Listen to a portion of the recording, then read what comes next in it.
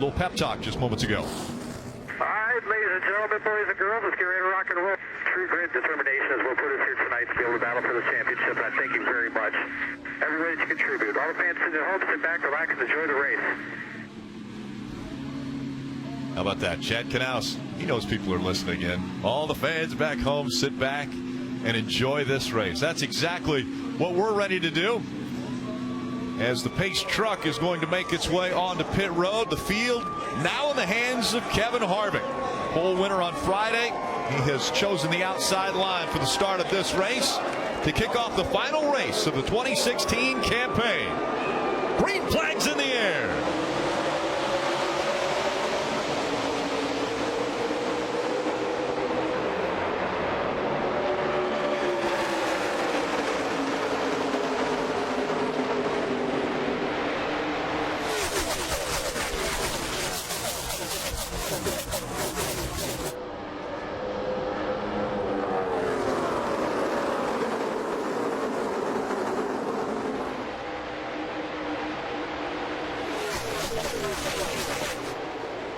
Kevin Harvick out front. He'll lead lap one. When it's speed, these cars will enter the turns at nearly 180 miles an hour. Their average speed over 170 around this racetrack.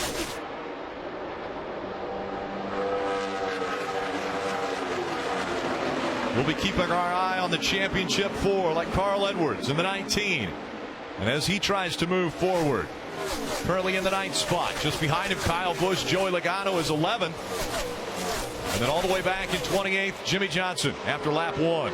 Chase Elliott, the youngster in the 24, making the move on the bottom of the racetrack, trying to go by the 31 of Ryan Newman.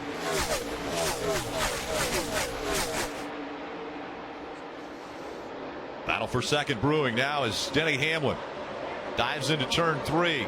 Down on the low side of the track, trying to get by the 2 of Brad Keselowski. Brad Keselowski up on top of the racetrack. There's more banking on top of the racetrack. The car makes more grip. Obviously on the bottom it's a shorter way around, but there's less grip. Even though it's shorter, the car does not drive as good on the bottom of the racetrack. Yeah, but the other thing the top of the racetrack has is more danger. While they're only 2 lanes up right now, when they get 3 and 4 lanes up, inches from that outside wall, Rick, that's where the speed is, but that's where the danger is. Contact with that wall, damage your car, slow it down, take away your chance of winning. Yeah, you say inches. We have seen cars all weekend long get into that wall, but it doesn't do enough damage that it slows the cars down. It just scratches the wall, and we've seen them scrape the wall a few times. Some will hit a little harder than others, but we will see cars rub up against that wall all afternoon long. Yeah, nobody's against the wall yet. Now you see Martin Truex in that 78 car. He's halfway up the racetrack. That's nowhere like they're going to be. They're going to eventually be right against it. We would expect to see the 42 of Kyle Larson be one of the first to head up that direction as we watch the 48 of Jimmie Johnson making his way toward the front, now to 24th, trying to take 23rd away from Brian Scott. In the 44, Brian Scott retiring after this race. And Jeff, this is that moment where the 48 knows he's better than these cars, but you have to show some patience. He can't panic, can't show an unrealistic sense of urgency. You talked about how dangerous the top of the racetrack is. Well, also 2 and 3 wide. You have to make sure the cars around you know you're there, not put them in a position where their mistake could collect you into an accident. And Steve, talking to various members of the 48 team and people surrounding Jimmie Johnson, almost to a man, they will tell you his strength, mental toughness, being able to stay focused. And you can see that right now on the racetrack. And also, if you listen to the radio, you can also make that out. All you hear is Earl Barban, the spotter. Jimmie hasn't said a word. He's focused on getting to the front. Well, there's one of those decisions right there. He probably had a run to get to the left side of Paul Menard, but it's unnecessary. He feels he could get through these 2 cars on his own, taking time. But this is just the first curveball of the day, Rick. These other 3 championship 4, perhaps Jimmie Johnson will have more curveballs throughout the day. How do you recover? Jimmie's the first one to be tested. He won't be the only one over 400 miles. And the big issue is you don't know when the caution's coming out. You don't know if you're going to get these long green flag runs. If you do, Jimmie Johnson, I know it sounds crazy, he's 21st position, but he has to, in the back of his mind, be thinking track position and not getting lapped. So you have to push hard, but you cannot push too hard. It is a real balance between aggression and patience. Again, it's 267 laps over 400 miles as we look at the 18 of Kyle Busch, who's just in front of the 78 of Martin Truex Jr. Martin Truex Jr. has been the best on mile-and-a-half tracks this season, has led more laps than any other driver on this type of a racetrack. But Kyle Busch making his way up front. He's currently 8th. Dave. And right now, Kyle Busch is definitely not the best. Here's what he just said on his radio. Really bad tight. I used it off of the 1 and that was better, but I used it off of the 3 and it didn't work. His spotter, Tony Hirschman's keeping a close eye on that and telling his driver when he does things that pick him up time. And after the last couple of laps after that radio transmission, something he was doing off of turn 4, Hirschman said, you leave them when you do that. Keep doing that. Yeah, that's so important. You know, that spotter giving the information to the driver, because the driver coming off turn 4, that's not a time he can look at the mirror. He's got to wait till he gets on the straightaway to look to determine if he had a good corner or not, because you're basing it off the car behind you and in front of you. That spotter can give you that information without you ever having to look. So it just takes one more thing the driver has to do out of his hands. I'm sure Adam Stevens doesn't love what he's saying over the radio, but I think he loves how he's saying it. Still very calm early in the race, Rick. Kevin Harvick's out front of the field. Carl Edwards in front of the...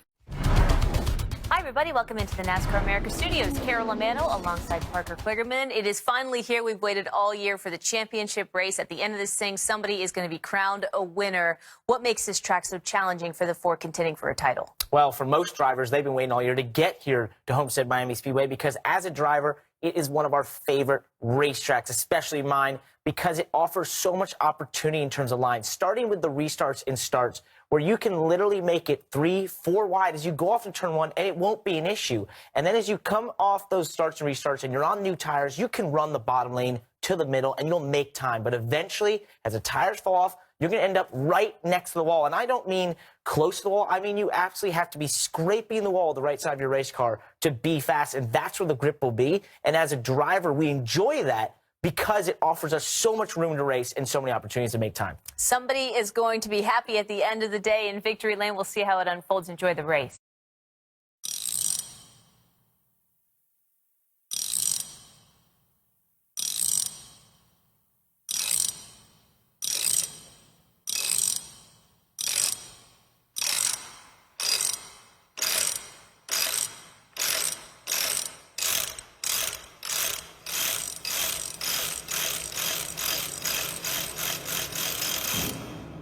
Advance Auto Parts. Introducing a paint to handle him and her and this. New Glidden Diamond Paint and Primer. Life tested to handle up to 2,500 scrubs. We know. We count it. New Glidden Diamond. Exclusively at the Home Depot. More saving. More doing.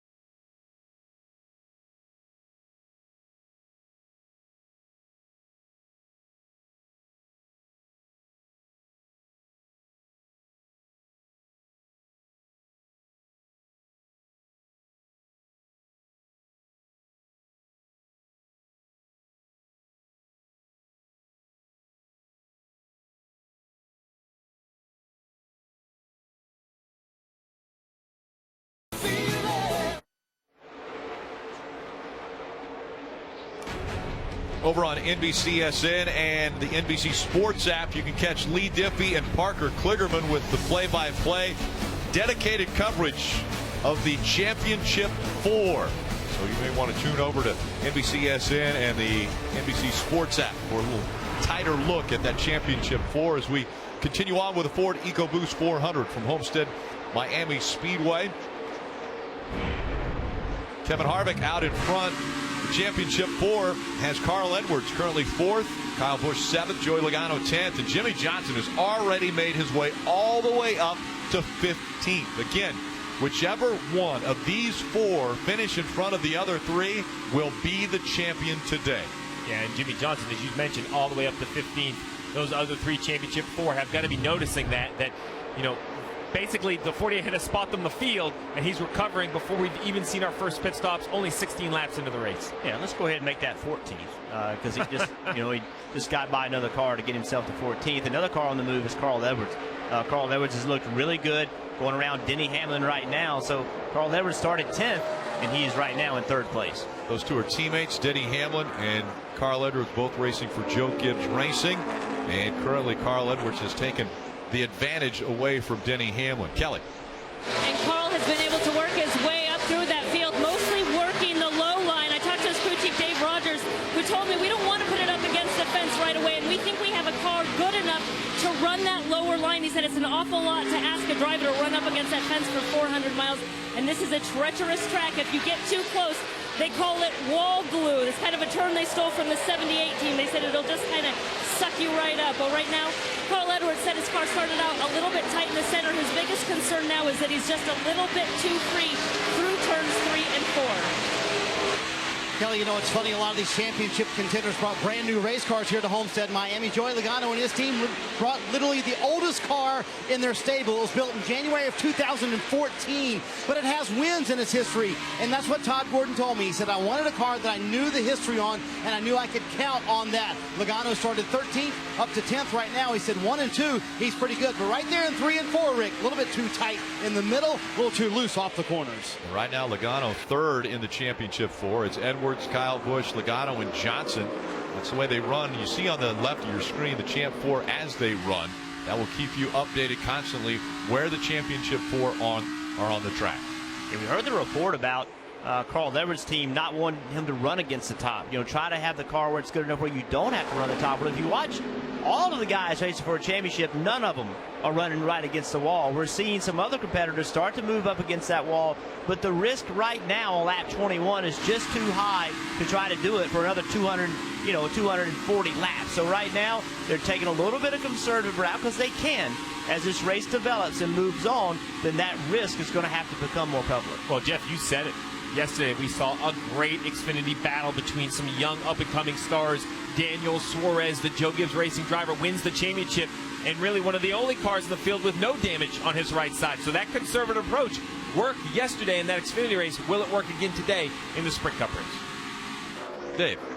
Checking in on the 18 of Kyle Busch. I talked with Adam Stevens this morning about their averages in practice yesterday, Saturday. 13th and 10th in 10-lap averages. Do you have any concerns? And he said, yeah, I definitely have some concerns in that final practice. We just weren't able to get the tightness out of the race car. But that's sort of been normal for us lately. And you remember how they battled back in recent weeks, Texas and Phoenix, with a race car that wasn't good. This one right now, to me, guys, actually looks a little bit better, like they have a better handle at the beginning, and they did some good homework overnight.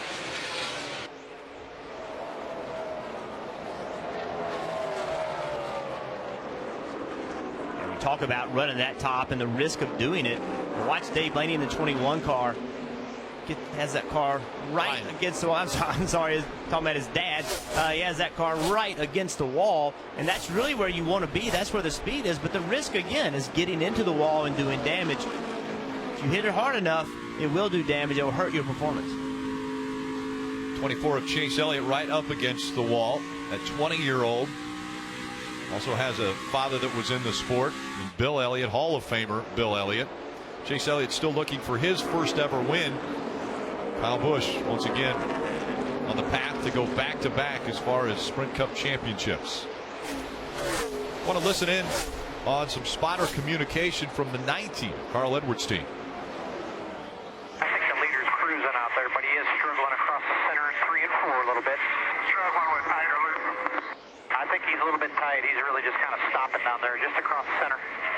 Tight, snappy loose. Yeah, that's what it looks like to me. An overall grip thing for him. As good as anybody right now. So just keep racing that racetrack. You're doing great. Slow ones up top. That was spotter Jason Hedleski for Carl Edwards. That spotter coverage presented by Liberty Mutual Insurance, helping drivers worry less. One of the things about these teams, and in particular with Jason Hedleski and Carl Edwards, Jason Hedleski was a racer himself. Used to race quite a bit. Was a driver that really enjoyed being behind the wheel, but at the same time was working with Carl Edwards as he was coming through the ranks of the Truck Series on up into the Xfinity Series and now in the Cup Series, and once again going for a championship. But the two have been together for quite some time. That experience giving him some eyes from up above to help out on the line. Carl Edwards looking for his first ever championship Sprint Cup Series.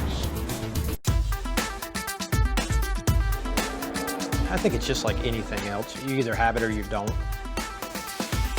A lot of it is the communication to your driver. You have to be aware of what he needs to know. Here comes Jimmie. Be a nice opening behind him. As we talk on the radio, you want to be very detailed. Well, you have to stay calm, you have to be clear, and you have to be precise.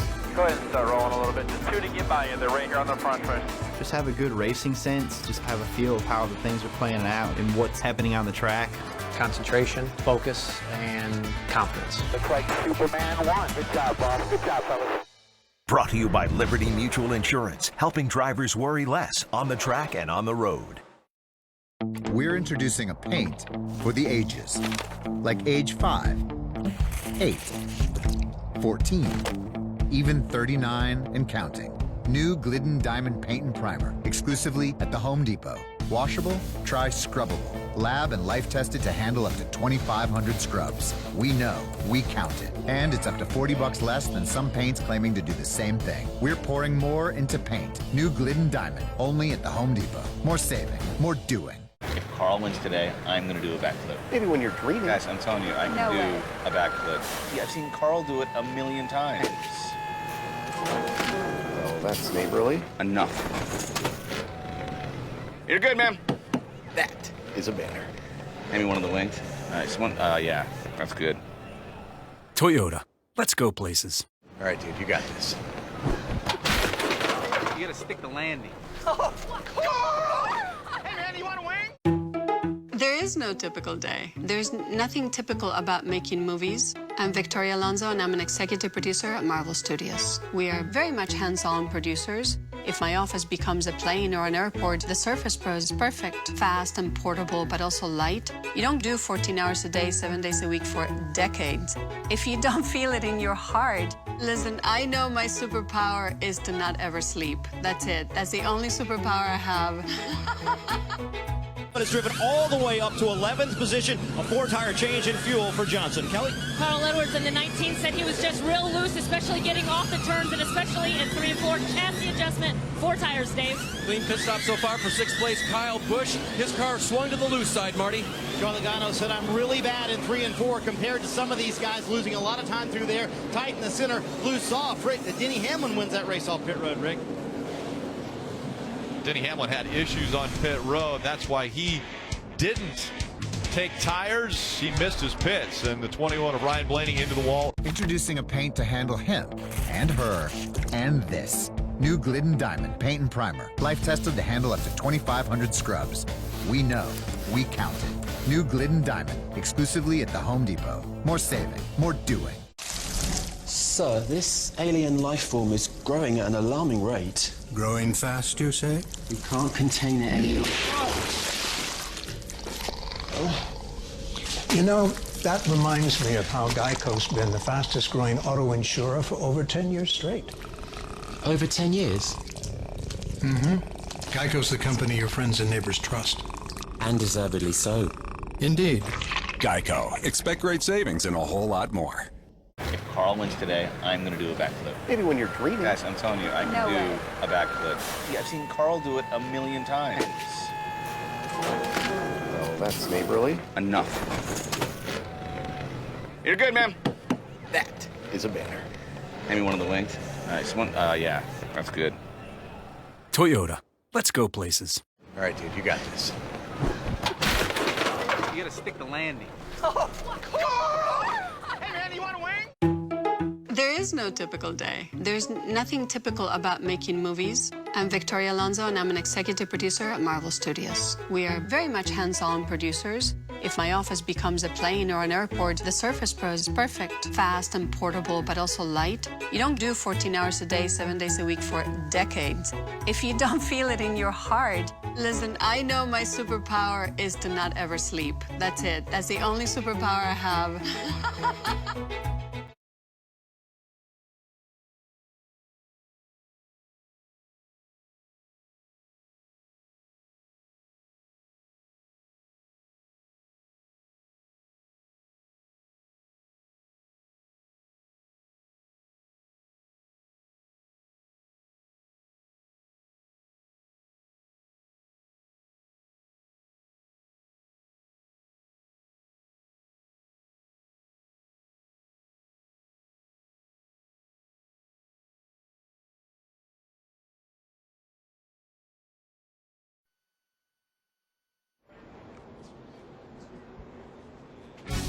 NASCAR on NBC is brought to you by Bank of America. Life's better when we're connected. And by Smithfield Foods. The Sprint Cup winner isn't the only champion being crowned today. Earlier this afternoon, Smithfield hosted their Whole Hog Challenge, another staple here at Homestead Miami Speedway.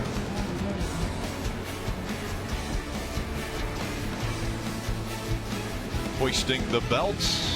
NASCAR Drive is NASCAR.com's live race day companion. You can select your in-car video or camera angle, access integrated driver stats, lap-by-lap commentary, and social conversation all in real time. You won't miss a lap when you visit NASCAR.com/drive on your personal computer now. Take a look at this replay. This is Ira Joe Hussey, the front tire changer for Tony Stewart. Yeah, you want to know what a 12-second pit stop looks like? Here you go. 5 lug nuts off, new right front tire installed, 5 on, didn't miss a lug nut, comes around, same process. 5 off, didn't have to hit an extra lug nut. Nice exchange, no rotation of the tire. Simple as that. 12 seconds, Rick. How hard can it be? 11.2 seconds from the time that car stopped in the box until it took off. That's incredible. 4 tires and about 18 gallons of fuel. They didn't have to put all 18 in there because they had only gone about 28 laps. As the field 2x2 once again, Kevin Harvick has chosen the outside line. This time he has to contend with Carl Edwards on the inside.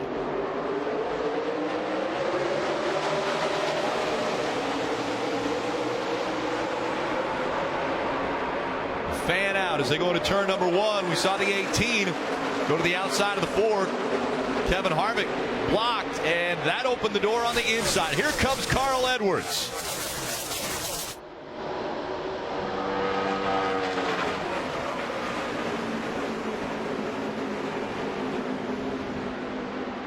Oh, that's going to get tight. Kevin Harvick tried to get to the bottom of the racetrack. Carl Edwards was there. You saw when Kevin pulled down, it made him really loose. Carl took the air off his rear spoiler. Utilizing the move, he got all the way up to the back bumper of the 4. No contact was made, but that loosened up the 4, and now Carl Edwards fighting for the lead down the backstretch. Like Kevin Harvick's answering the question. Everyone wondered how the other 36 cars would race this championship for. Kevin Harvick's proven he's going to race them just as hard as he always would, trying to get the win. What a strong move by Carl Edwards on the bottom of the racetrack. He cleared Kevin Harvick by a solid 2 car lengths. That was impressive. Carl Edwards leads all drivers in laps led here at Homestead. Steve, we saw in practice yesterday, I think everybody was afraid of this 19 car. He looked like he had the fastest car on short runs, on long runs. I think he forced the hand of his competitors to have to make changes coming into today's race. It was the talk of the garage without a doubt. The 48, though, also people a little bit of buzz about the 48. He's recovered nicely up to the 8th position. So currently all 4 of the championship 4 inside the top 10. Edwards out front, but for how long? Here comes Harvick. Dives to the bottom of the track, trying to take that top spot away. As strong a move as we saw out of Carl Edwards, Kevin Harvick has returned the favor back out front here at Homestead. I like this. And Kevin Harvick, you know the bull tweet. He sent it at the start of the chase. This is how he's going to race through the chase. It doesn't matter that he's eliminated. He's still here to win a race for his team, his sponsors. You see right here, though, trying to lead this race, the 19 of Carl Edwards right on that left rear bumper. Looked like the 4 is a little unstable. Drives to his inside, completes the pass. Yeah, right here. With no the 19, contact. The 19 that close to the 4, it just pulls the air right off the spoiler, and that's why you saw the 4 car loose. Once again, Harvick dives to the bottom of the racetrack.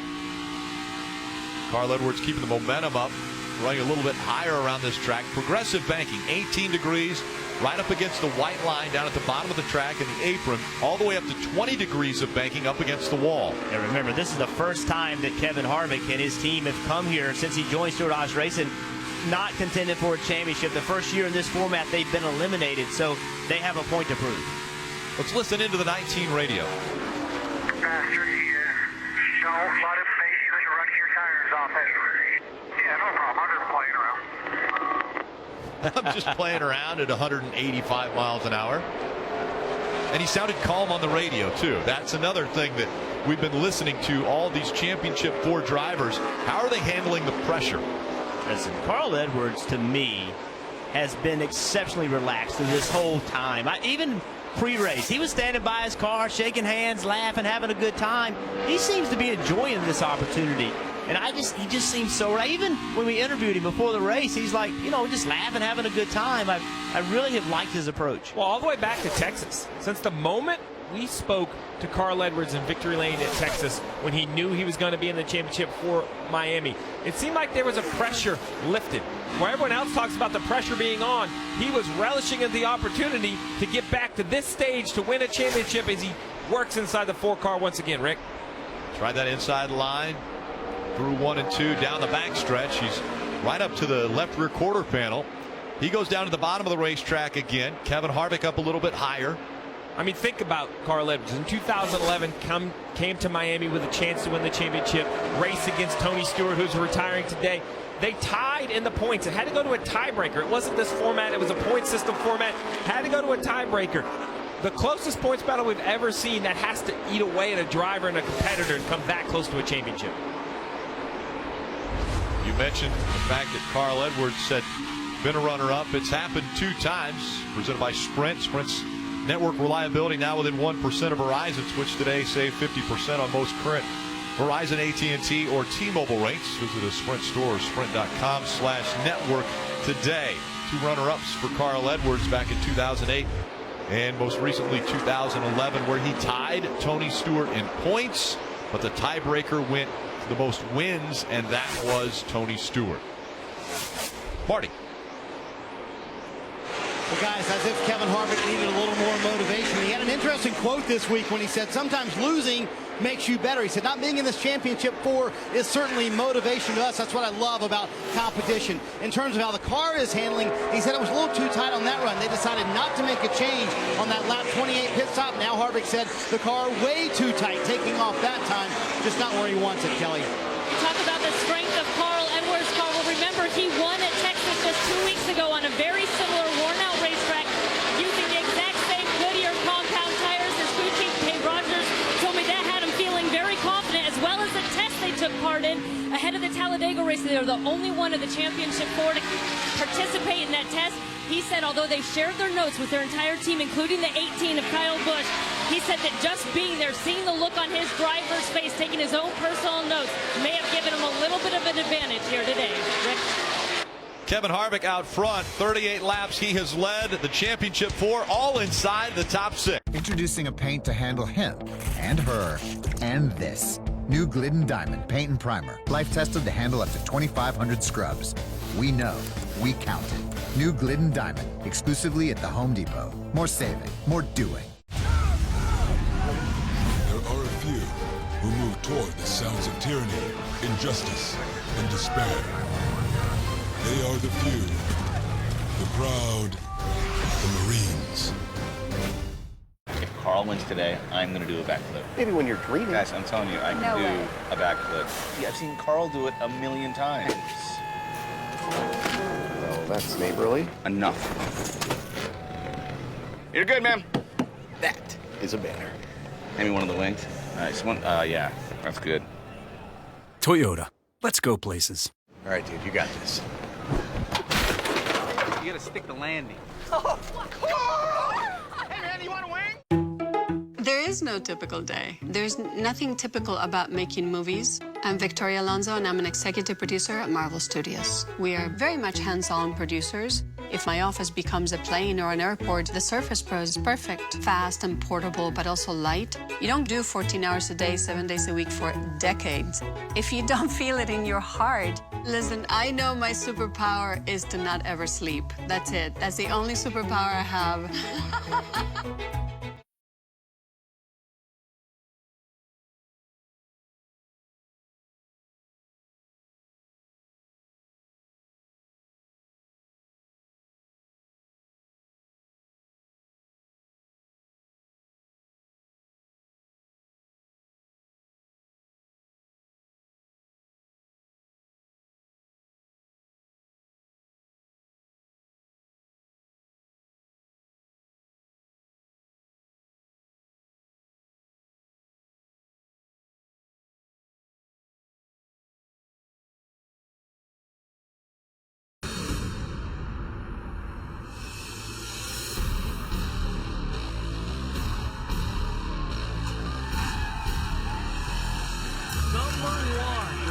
victory in NASCAR Wisdom Cup.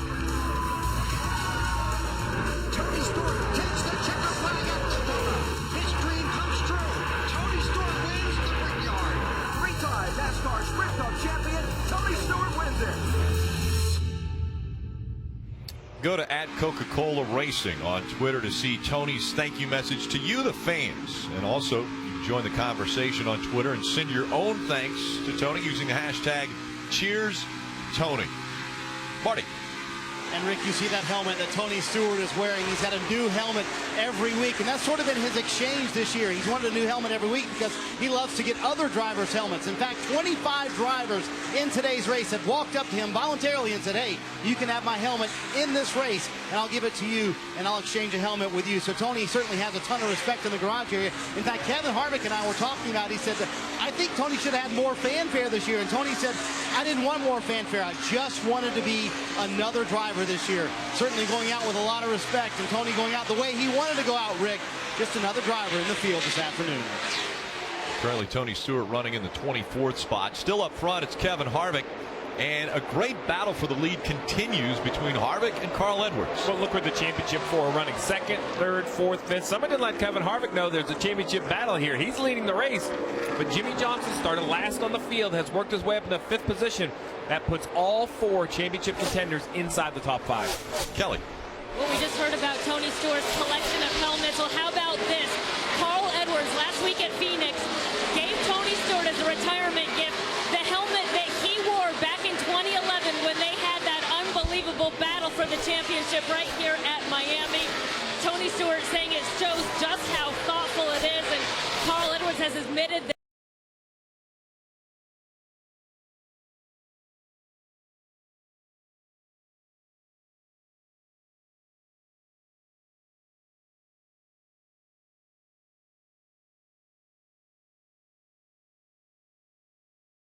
Chevrolet is the most awarded car company of the last 2 years. No way. Nice. Wow. Very impressive.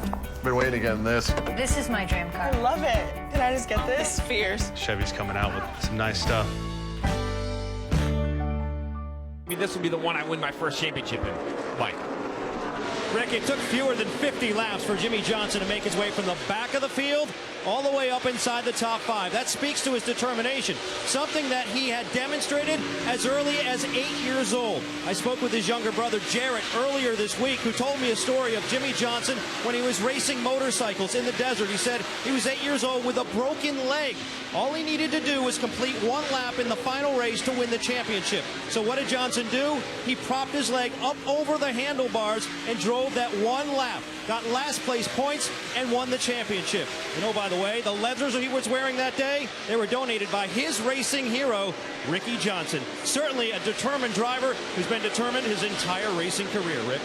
Yeah, determined to get up to the front, and he's done it very little time. After starting in the back of the field, he's made it all the way up to the 5th spot now. Let's listen into some spotter audio for the 48 team. That freeze running pretty good, isn't he? Yeah, he is. I haven't seen what lane he's in. Entering the top, all the way on the top. Yeah, entering against the wall, staying against the wall. It's Earl Barbin, the spotter for the 48 team. That was spotter coverage presented by Liberty Mutual Insurance, helping drivers worry less. Still a little vibration coming on, maybe from the right rear. Pretty faint. Slowly starting to show up for some reason. Vibration in a car, never good. Listen, it's worrisome, but if it's just a tire, sometimes the tire can just be a little unbalanced, and it makes this vibration. And remember, you're approaching 190 mile an hour entering these corners, so just a little bit of off balance can make a huge difference in the way the car feels, and that can change throughout the run. So the fact that he kind of identified it as a right rear, that makes me not too worried. Well, this is the car that Earl Barbin and Chad Knaus were having a conversation about. This 3-car, bright white with the red 3 just passed through the screen there. They want to know, hey, he's running pretty good. Where is he running? Well, guess what? We've had our first taker, Jeff. This 3 of Austin Dillon is running. You see right here, enter, right against the wall, middle of the corner, right against the wall, and stays there on corner exit. We wondered how long it would take. We saw Ryan Blaney got into the wall. Austin Dillon figured it was time to go up there. He's running in the 6th position. Yeah, when Earl the spotter said he's running the wall and he's staying against the wall, that's what he was referring to. He's not running against the wall, then turning left and getting away from it. He's staying against the wall all the way through the corner. Risk versus reward. Austin Dillon is trying to win his first cup race. He's not in a point race. He just wants to win, so he's willing to take that gamble early in this race. Because at the time of day of this race, the sun beginning to set on the racetrack, and so the turns 1 and 2 racing surface now, they don't have the sun beating down on it. Those turns are in the shade, and then at the opposite end of the racetrack, 3 and 4, still full sun on that part of the track. Does that determine where you're going to run on the track because of maybe a little cooler temperatures in 1 and 2? I think the cooler temperatures help, but remember, we're starting to get, toward the middle of the run. We run 25 laps so far on this run. Tires are starting to wear out a little bit, so that affects it as much as the sun. These tires wear out quickly. The car is not going to drive as good on old tires. Jimmie Johnson, what a move he has made from the back all the way up to the 5th position. Johnson has never won here. It's one of only 4 tracks without a win for the 48 team and Jimmie Johnson.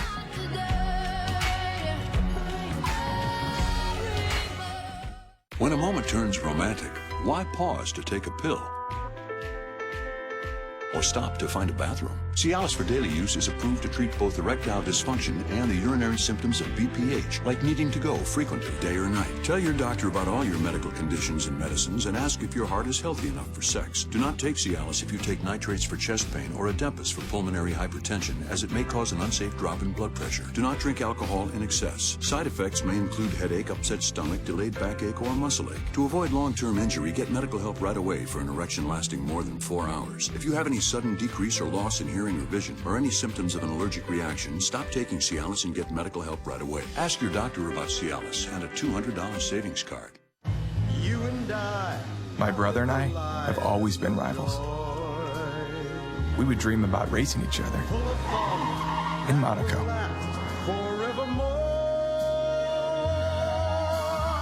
And you were always by my side. We were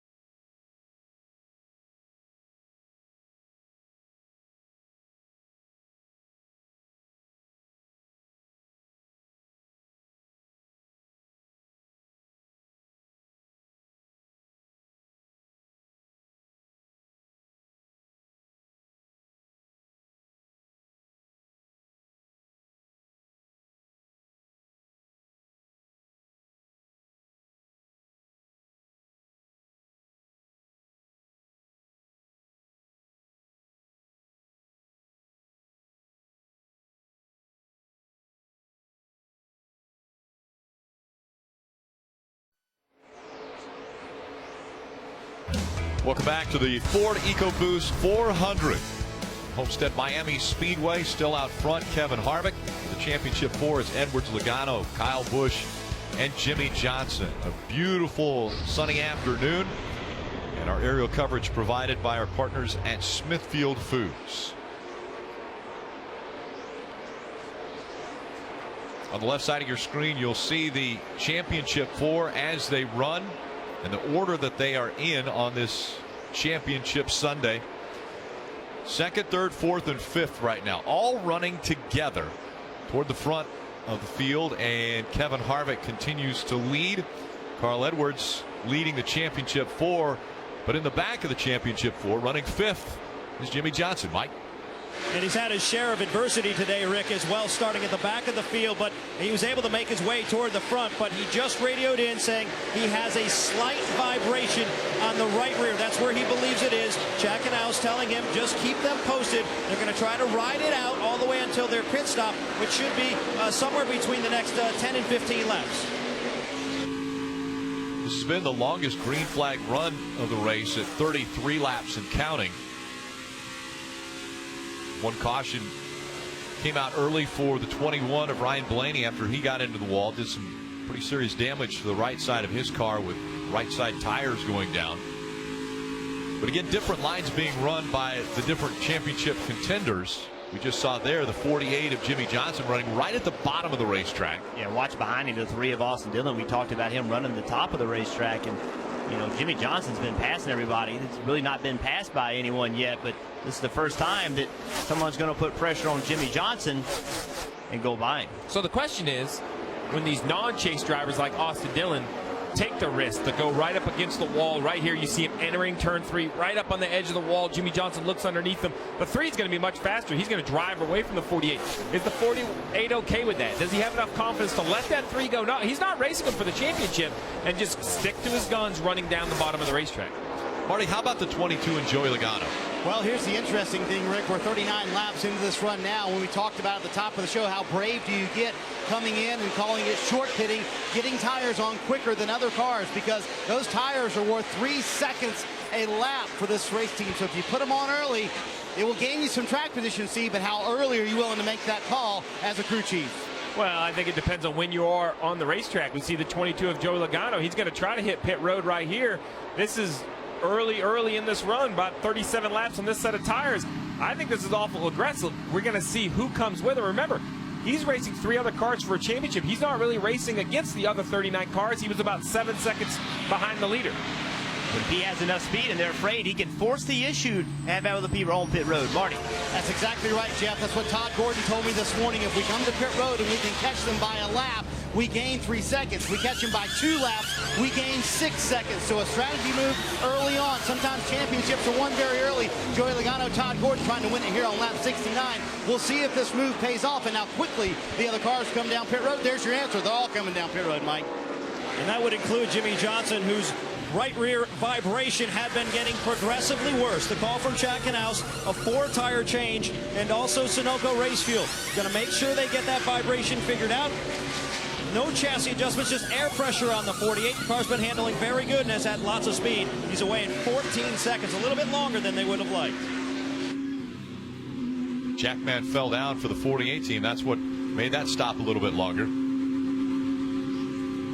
45 miles an hour coming off of pit road. They can go all the way up to 50 miles an hour. They can't go 50 though, Dave. Adam Stevens, crew chief for Kyle Busch, said, man, 35 laps on green, that's super early. But you saw it just 2 laps later. Kyle Busch gives up 4th place to come down pit road. His car this time just a little bit loose. He'll get 4 fresh Goodyear Eagles and a fill of Sunoco fuel.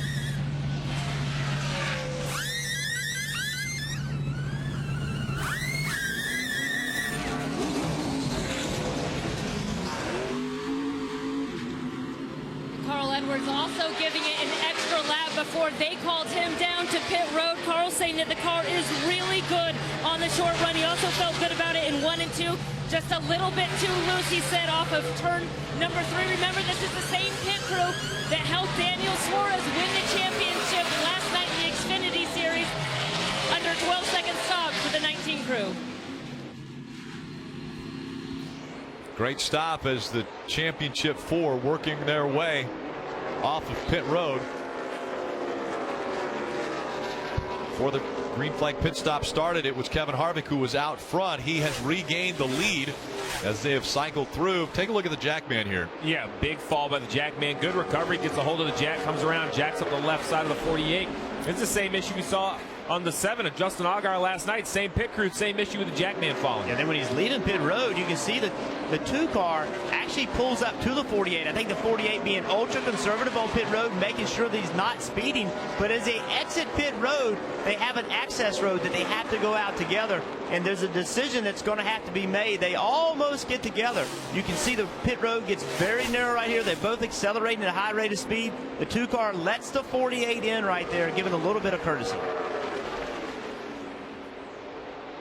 And a lot of times they will spray a sticky substance like a soda, Coca-Cola or something down on those pit boxes to have a little bit of grip when they come and try to run around the cars. And once again, we've seen an issue on pit road with the Jackman slipping. That cost him probably a second, maybe a second and a half on pit road. And in this sport, a second and a half is huge. Kevin Harvick out in front. He has a 6-second lead over Carl Edwards. This is the new 2017 Chevy Cruze. I'm only going to show you half of it. What do you think? I think it looks very sleek. The lights remind me of Audi lights. And it starts at $22,190. Nice. But there's another side to this car. Oh, wow. This is the first ever Chevy Cruze hatch. Well, that's impressive. Wow. So check it out. Yeah, that's awesome. I do like it a lot. Now that you know it's a hatchback, what does it make you think of? A young professional / weekend warrior, the whole business in the front, party in the back sort of thing. We're introducing a paint for the ages, like age 5, 8, 14, even 39 and counting. New Glidden Diamond Paint and Primer, exclusively at the Home Depot. Washable, try scrubbable. Lab and life tested to handle up to 2,500 scrubs. We know, we count it. And it's up to $40 less than some paints claiming to do the same thing. We're pouring more into paint. New Glidden Diamond, only at the Home Depot. More saving, more doing. Sir, this alien life form is growing at an alarming rate. Growing fast, you say? You can't contain it anymore. You know, that reminds me of how Geico's been the fastest growing auto insurer for over 10 years straight. Over 10 years? Mm-hmm. Geico's the company your friends and neighbors trust. And deservedly so. Indeed. Geico. Expect great savings and a whole lot more. I just see a black screen. What are you looking at? Crazy stuff, man. You gotta see this. Hey, what is it?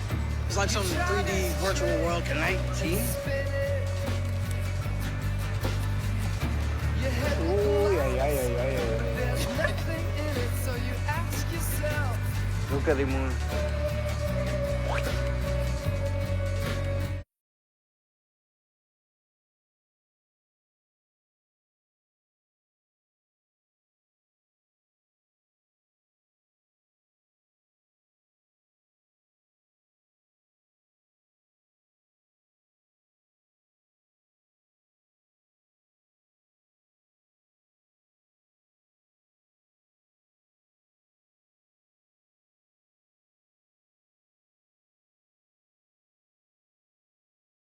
About it by name.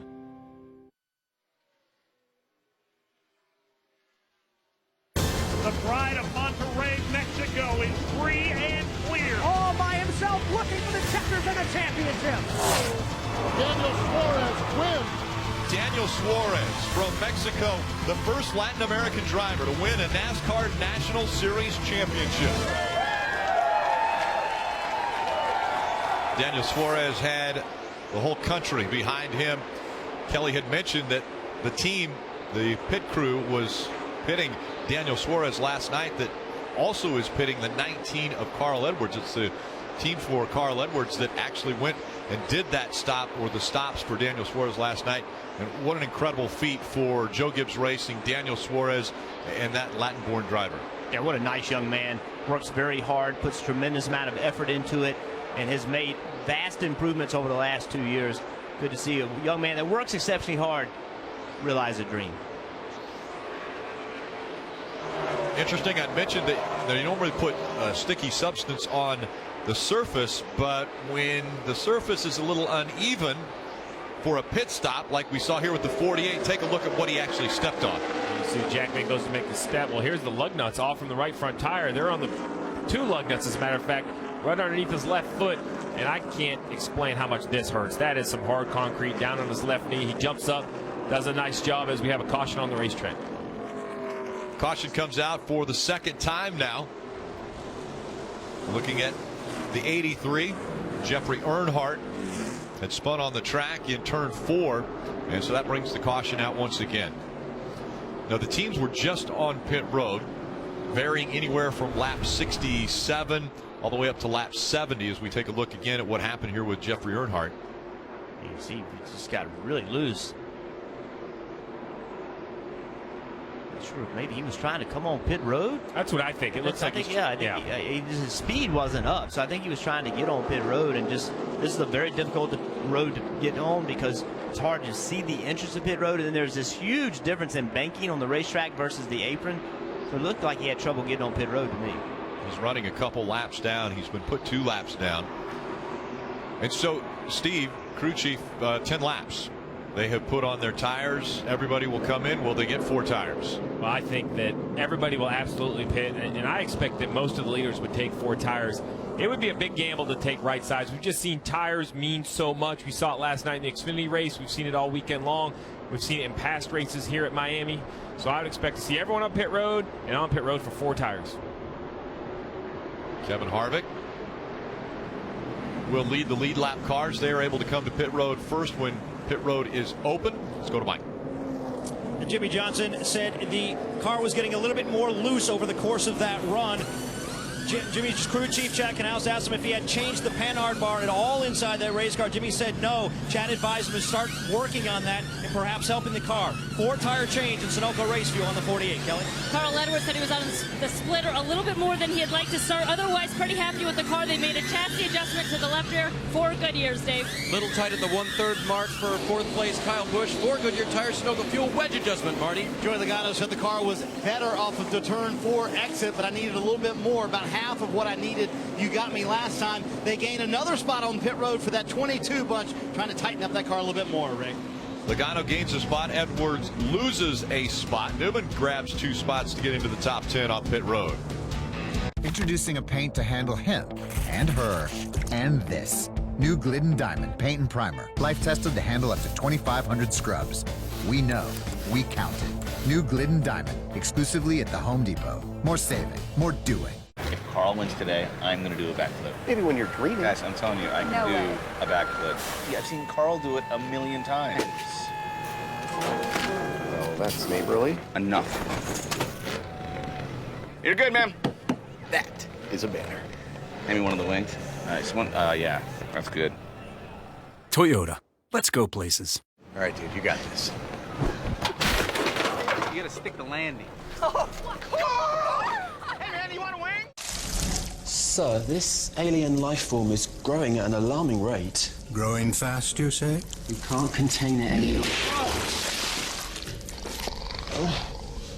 You know, that reminds me of how Geico's been the fastest growing auto insurer for over 10 years straight. Over 10 years?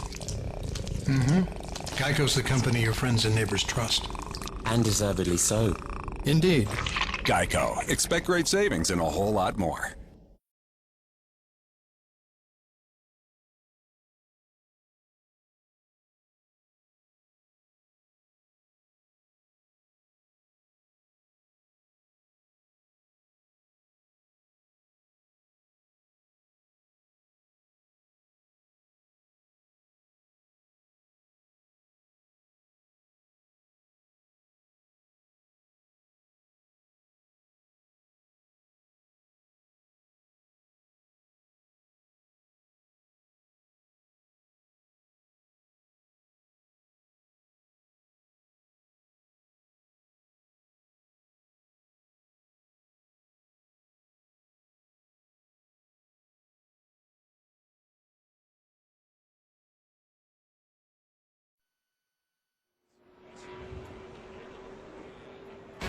NASCAR on NBC is brought to you by Sprint, proud sponsor of the NASCAR Sprint Cup Series.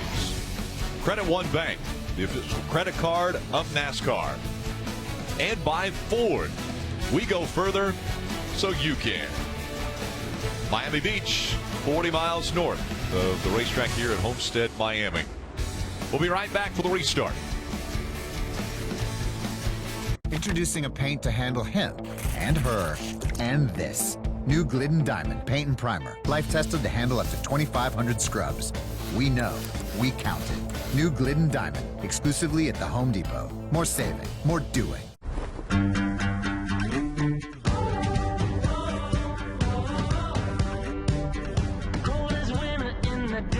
July, and I was king if I was king of the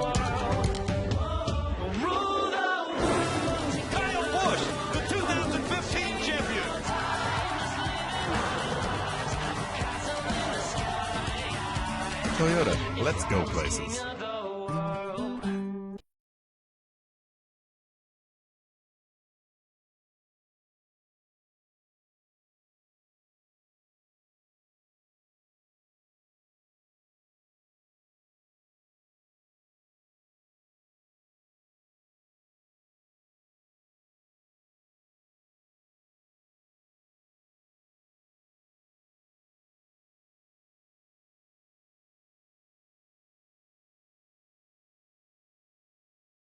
Stay on NBC.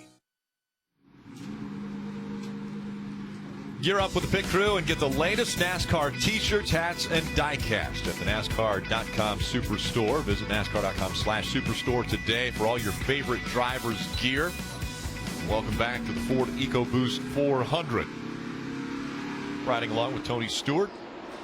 And he's making his final start. As we take a look at the championship 4, Joey Logano running second, Carl Edwards third, Kyle Busch fourth, Jimmie Johnson is 6th. Let's listen in to Jimmie Johnson's radio. These guys running the top are coming pretty strong, so we'll have to just pay attention to what's going on there.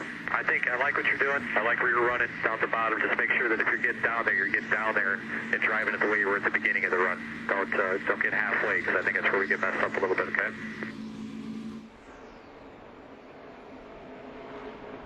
12 drivers are going to take the wave around, and what happens there is when pace car comes out and catches the leader of the race, drivers that want to stay out onto the racetrack will end up in front of the leader of the race, and so those cars have the opportunity to go all the way around past the pace car and go back to the front. They just cannot come to pit road for fuel or tires. 10 of those cars wave around to the lead lap, so that now puts 29 cars on the lead lap as Harvick and Logano bringing the field out of turn 4 for this restart.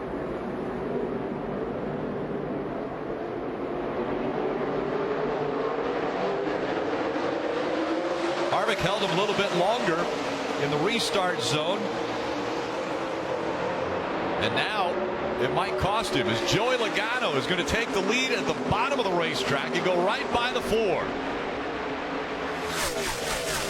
That was really impressive by Logano. I thought Harvick did a nice job of kind of slowing him up and then accelerating. He actually got the initial jump on him, but somehow Logano was able to overcome that and actually beat him into turn 1. And this is the first time under green flag that we've seen a different leader out of this championship 4, Joey Logano in front of Carl Edwards.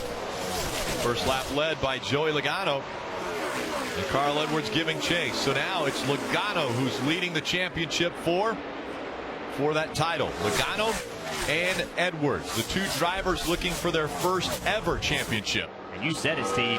Carl Edwards has been looking at the back of Kevin Harvick. He's not been looking at the back of another guy trying to win the championship. So a different mindset now. Does this push their patience? Terrific restart by Joey Logano. And it's funny, Todd Gordon and Joey had a conversation this morning, and Todd told Joey, I think it's going to come down to a late race restart.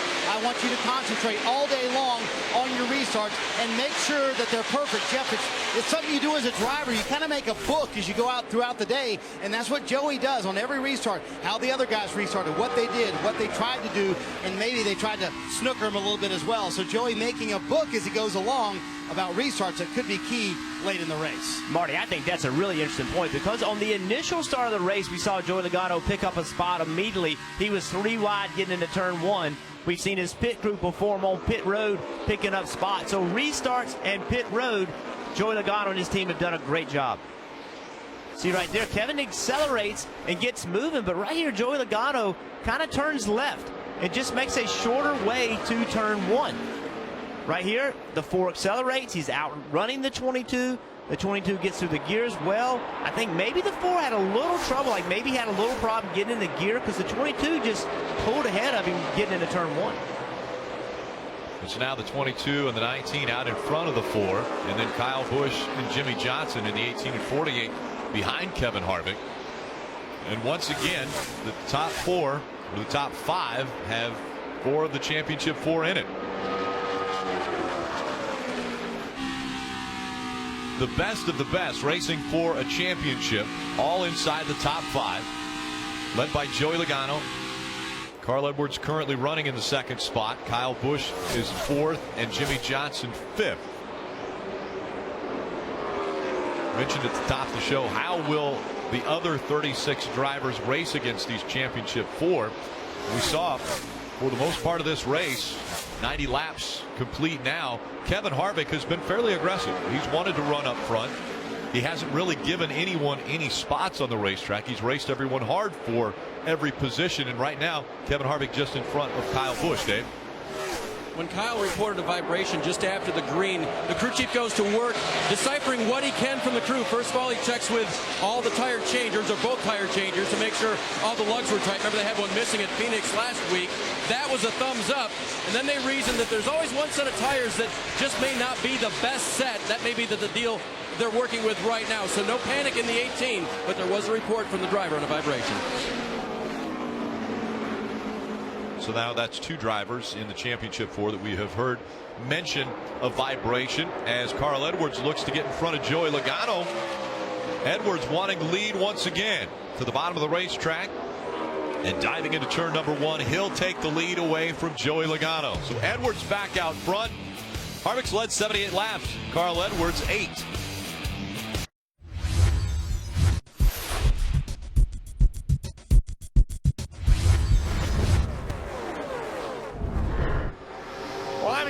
My buddy Otto Bolden.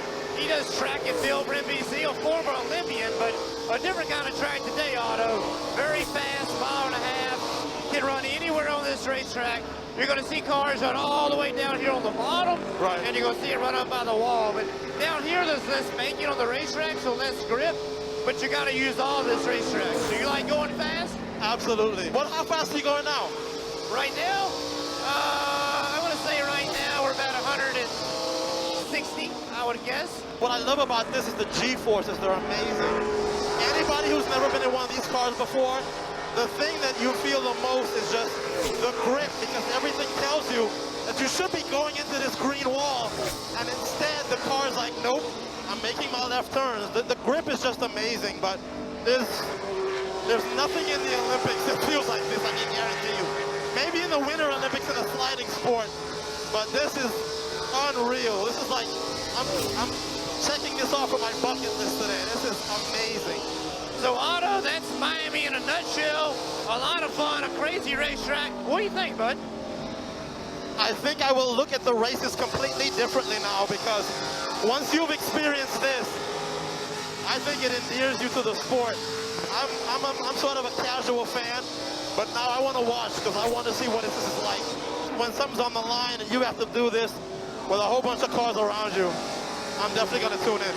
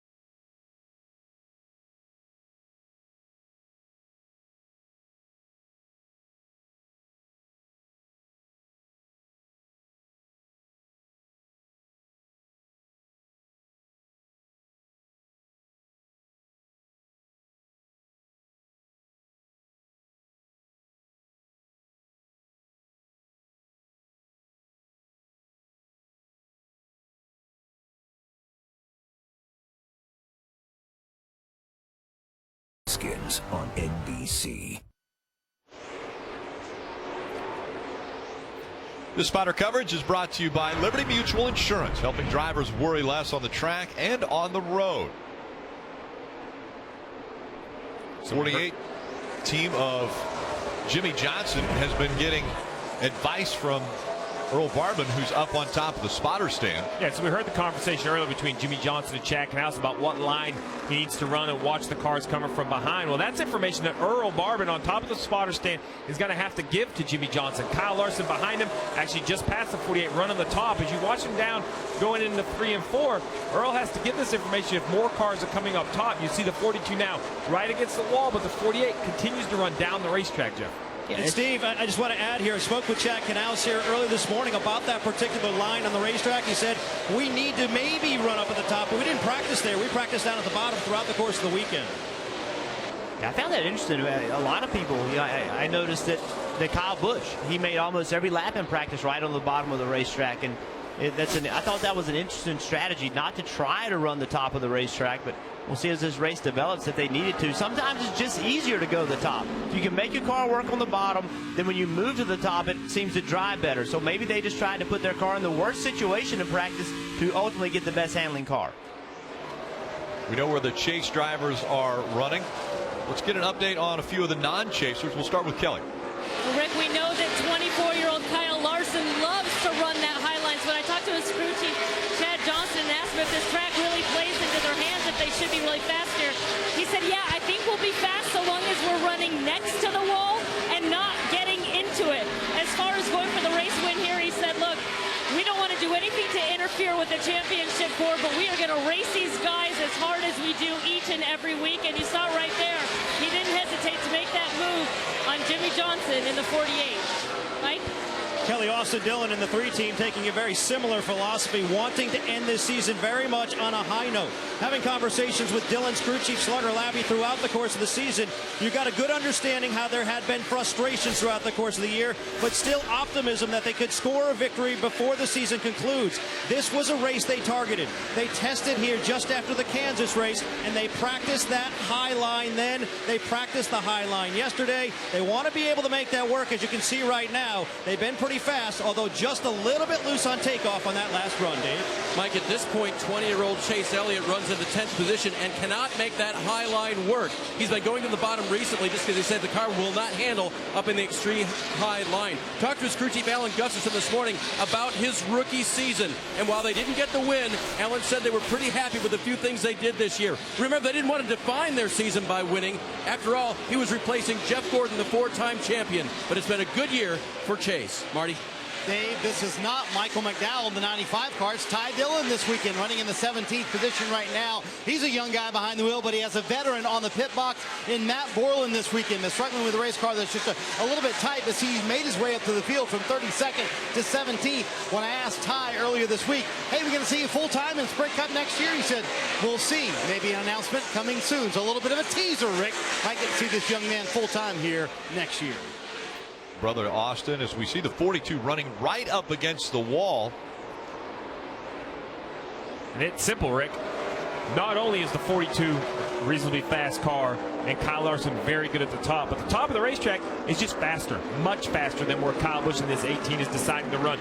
You see Kyle Larson is basically taking all the risk right against the wall, the quarter panel, inches off the safer barrier.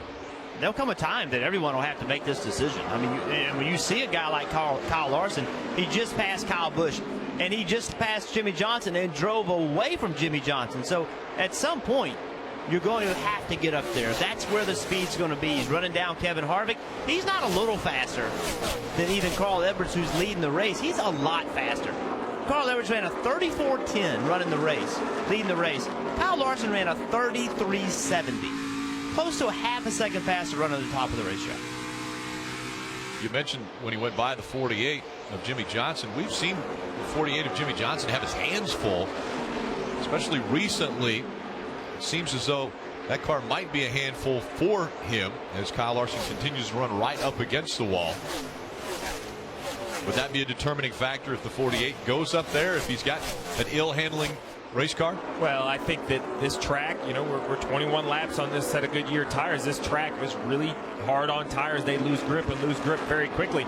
And this 48 of Jimmie Johnson, he does not like a tight race car. He likes that car to rotate, especially on the throttle. But a few laps back, we were riding on board with the 48. And see right here, this correction he has to make. He's trying to pick up the throttle and look at the correction of the wheel back to the right. Oh, wow.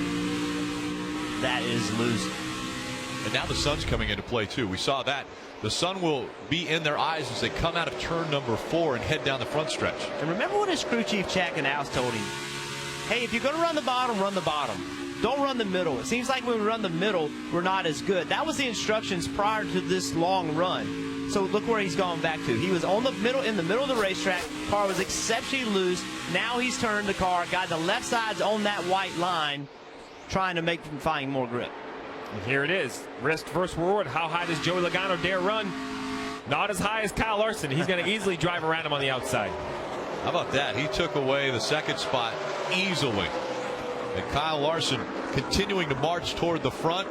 Joey Logano now has dropped back to third. Kevin Harvick looking to the bottom of the racetrack to try to take that spot. Edwards still out front. Introducing a paint to handle him and her and this.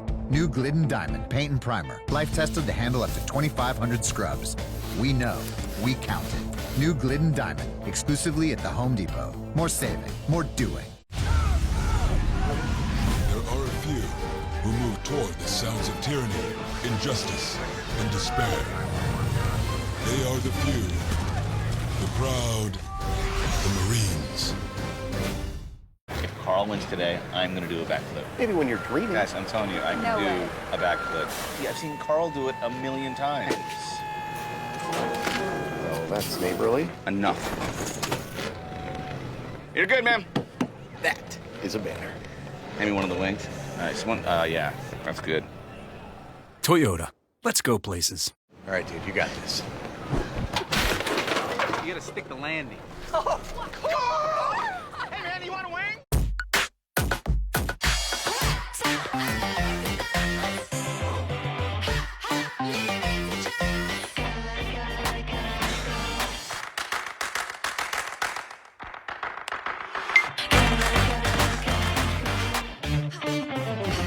Heart rate 156.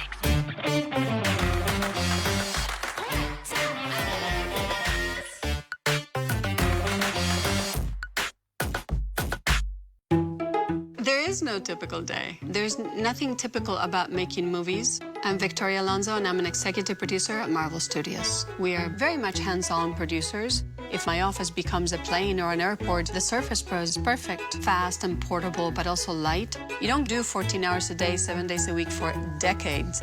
If you don't feel it in your heart, listen, I know my superpower is to not ever sleep. That's it. That's the only superpower I have.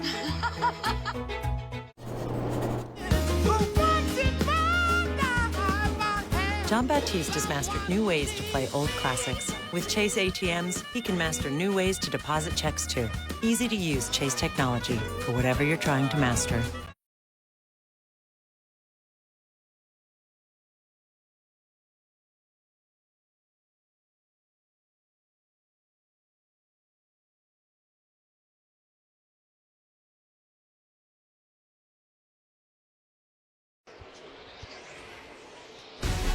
You're watching the Ford EcoBoost 400 from Homestead Miami Speedway. On next Sunday, final race of the Formula One season is on NBCSN. Nico Rosberg looks to claim his first championship. A teammate, the defending champion Lewis Hamilton, is just 12 points behind him in the standings. Find out who will capture the title.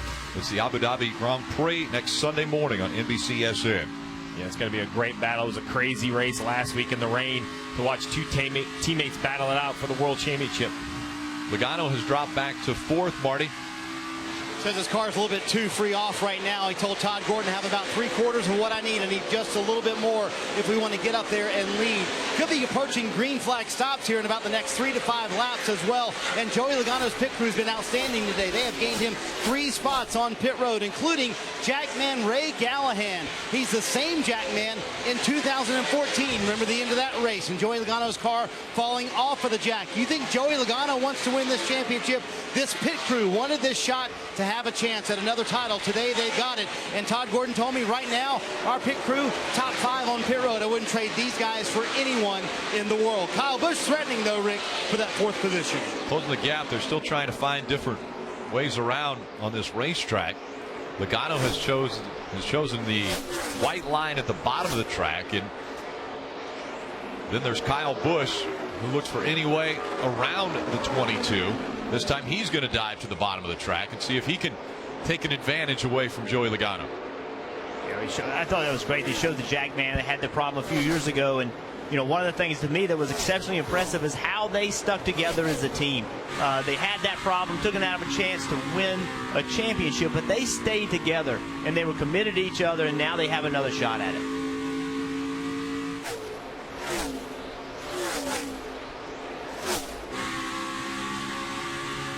Kyle Busch, after winning a championship a year ago, looking to defend that title. I thought I saw the left hand of Joey Logano come out of the window going down into turn one. Like maybe he's coming to pit road. We'll have to see. He's running to the bottom of the racetrack, but he was the first car we saw come to pit road before. This is about that same amount of time. I don't know if he was just signaling Kyle Busch what lane he was going to run, but I thought he was coming to pit road. It wouldn't surprise me to see him force the issue. Like you said, they were the first ones on pit road. They got everybody on pit road, which was the plan, but here comes the 42 on the outside of Carl Edwards.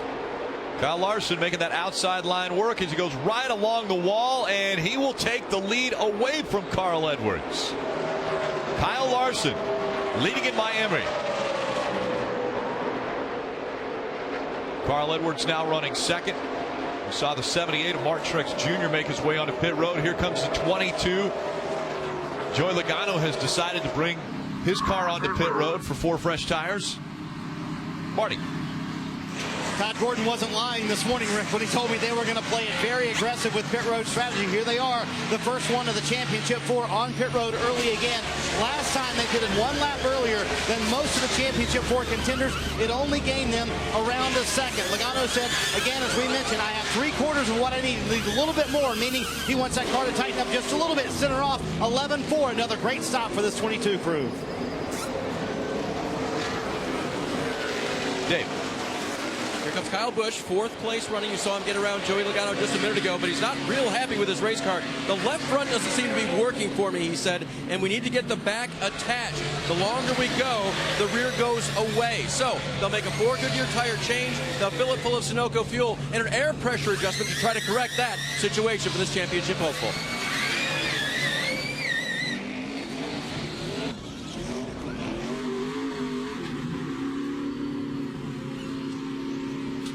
Mike Massaro.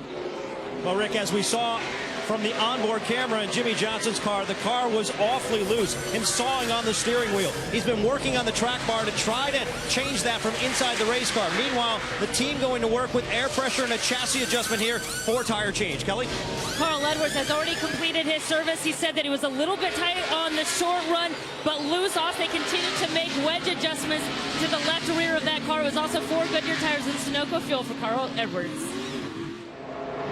And now you'll see the leader, Kyle Larson, who's made his way to the front of this field, although he continues to say that he needs more grip out of his race car. They're going to make an air pressure adjustment, as well as 4 Goodyear tires and Sunoco fuel.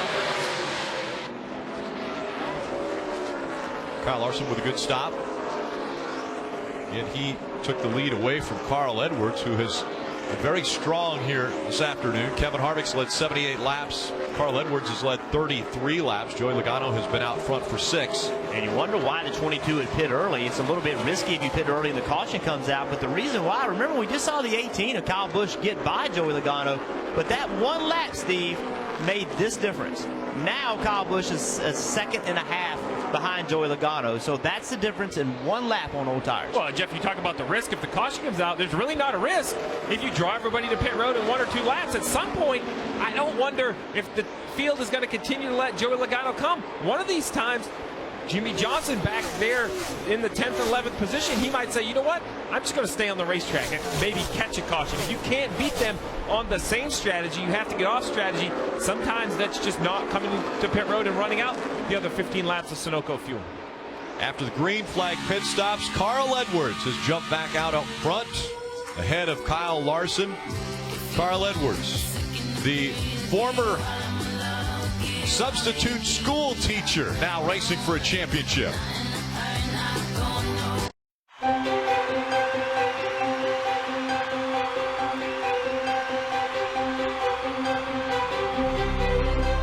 One thing we know about Ryan Newman, he's one of the hardest people on the racetrack to pass. Logano wins at Talladega.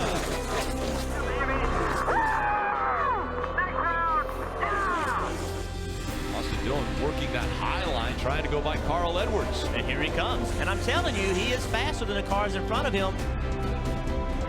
Lives and minutes in the Daytona 500. Side by side, bouncing off each other. Unbelievable. And the manage. Holy cow, baby.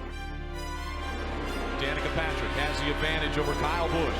This is the most laps Danica Patrick has led in a Cup car.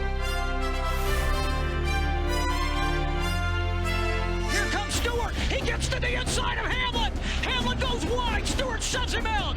Tony Stewart off of turn 11. Bring it home, buddy. Bring it home. What a finish for Tony Stewart. Oh, yeah. Way to go, driver.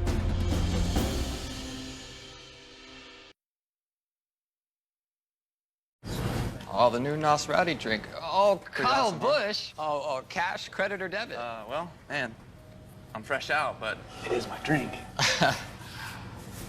Oh, I mean, not really. I mean, it's more my drink. I traded my hat. Oh.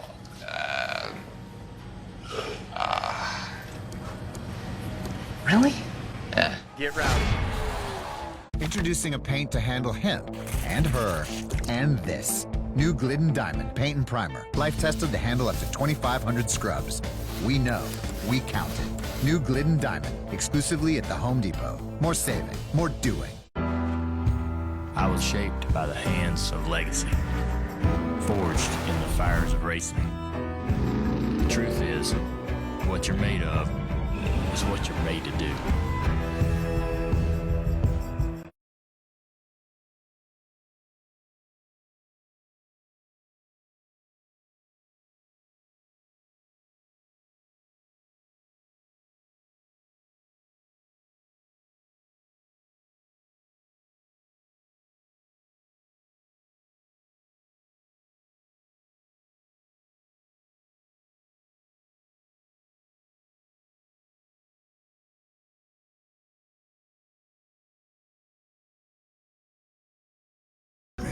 New Chicago Fire, Tuesday. Today's Grand Marshal, Justin Hartley, is one of the stars of This Is Us, the fall's breakout hit drama. Don't miss an all-new episode of This Is Us. It's Tuesday at 9, 8 Central on NBC. What a great command he gave to fire the engines to get this one underway. Carl Edwards has lost the lead to Kyle Larson. Edwards now about a half a second behind the 42. Take a look at how it happened. Larson once again has been utilizing that high line. This time he dove right in between the 83 and the 19 for the lead.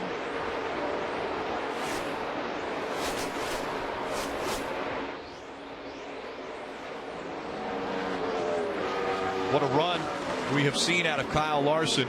We continued to say race after race, it was just a matter of time before he ended up getting to victory lane, and it happened this year at Michigan, enabled him to be a part of the chase with that win. And now it looks as though it's given him confidence. And when you come to a racetrack where the preferred line is right up against the wall, that really suits his driving style.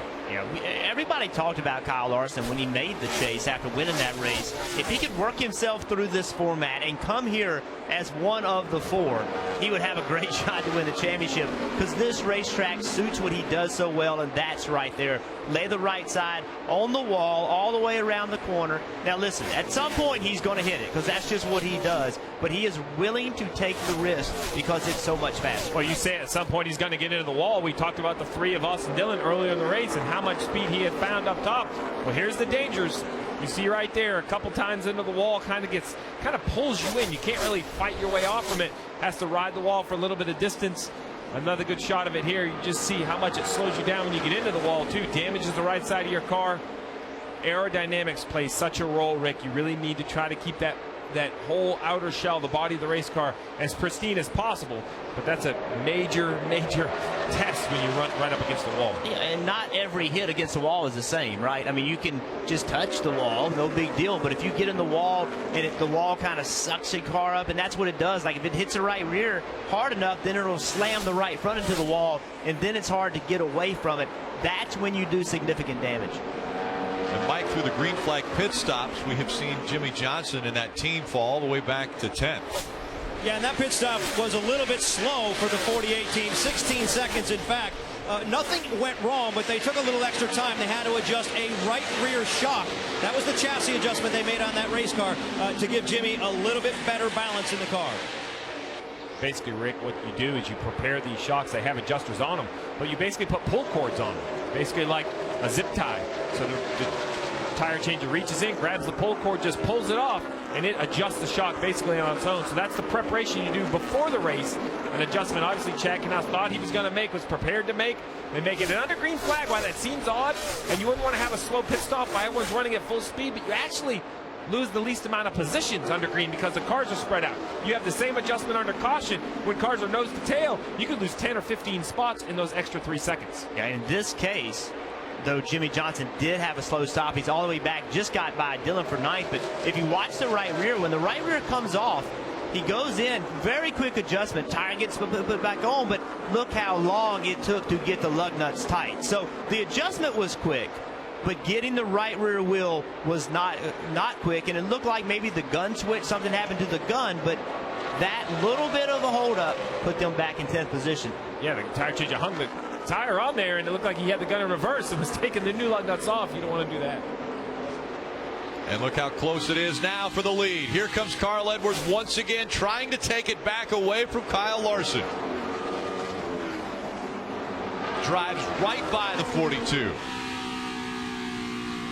I think Kyle Larson's gotten loose up there. We saw the car moving around a lot with Carl Edwards underneath him. And when you're loose right against the wall, meaning the back of the car wants to spin out, it's hard to lay that right rear quarter panel against the wall. You're better off being a little bit tight running that high line.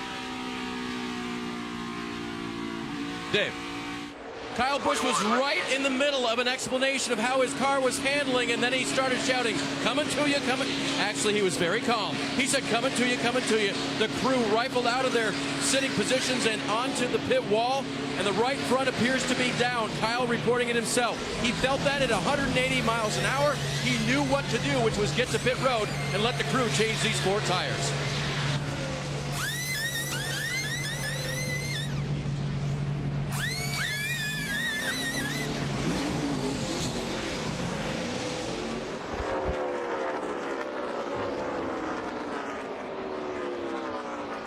Almost everybody was on pit road around lap 120, 119. And so Kyle Busch has to come to pit road. He's going to lose a lap to the race leaders. He was running 5th. He goes a lap down now as he has pitted on lap 136. Jeff, we've talked about this. We talked about at the top of the show. There are going to be moments that define this championship run. Well, this moment for Kyle Busch looks like a negative because it had to come to pit road. But look how close it was. Up the racetrack, he's out of control. The right front tire's down. That is a remarkable job of driving. You know how that is, Jeff. You can't get on the brakes. If the right front tire is soft, it's just going to turn right. So he goes in. Coming to you, coming to you, coming to you, coming to you. Right front down, right front down, right front down. How quick the driver felt something was wrong with that race car. That could be the difference. If that happens 50 feet farther into the corner, he makes contact with the wall, could have been the end of his day. And we've been having this conversation about how close do you run to the wall. If Kyle Busch drives into the corner the way that Kyle Larson has been driving to the corner, he has that right front tire failure, he makes major contact. So that is the risk versus reward. It's not always a driver error. It can be something, another car shoving into the wall, you have a tire problem. In that case, them being a little bit safe was able to help them not be in the wall. Very close call early on now for one of the championship 4. And is it early enough that he can battle back from this? Well, now Kyle Busch's goal is he has to run that 41 down. He's currently in the free pass position. Get himself in that position in case a caution comes out. We're introducing a paint for the ages, like age 5, 8, 14, even 39 and counting. New Glidden Diamond Paint and Primer, exclusively at the Home Depot. Washable? Try scrubbable. Lab and life tested to handle up to 2,500 scrubs. We know, we count it. And it's up to $40 less than some paints claiming to do the same thing. We're pouring more into paint. New Glidden Diamond, only at the Home Depot. More saving, more doing.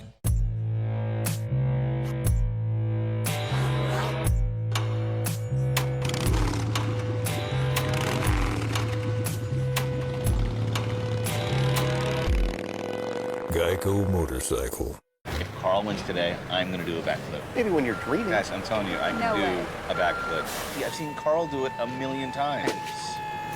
Oh, that's neighborly. Enough. You're good, man. That Is a banner. maybe one of the wings. Nice one. Yeah, that's good. Toyota. Let's go places. All right, dude, you got this. You gotta stick the landing. Hey, man, you want a wing?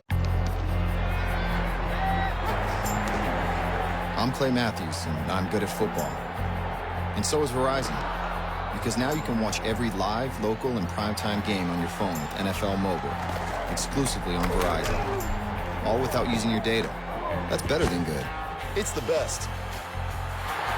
And I'm the best. Watch live NFL games, NFL Red Zone, and more with NFL Mobile, all in HD, only on America's Best Network.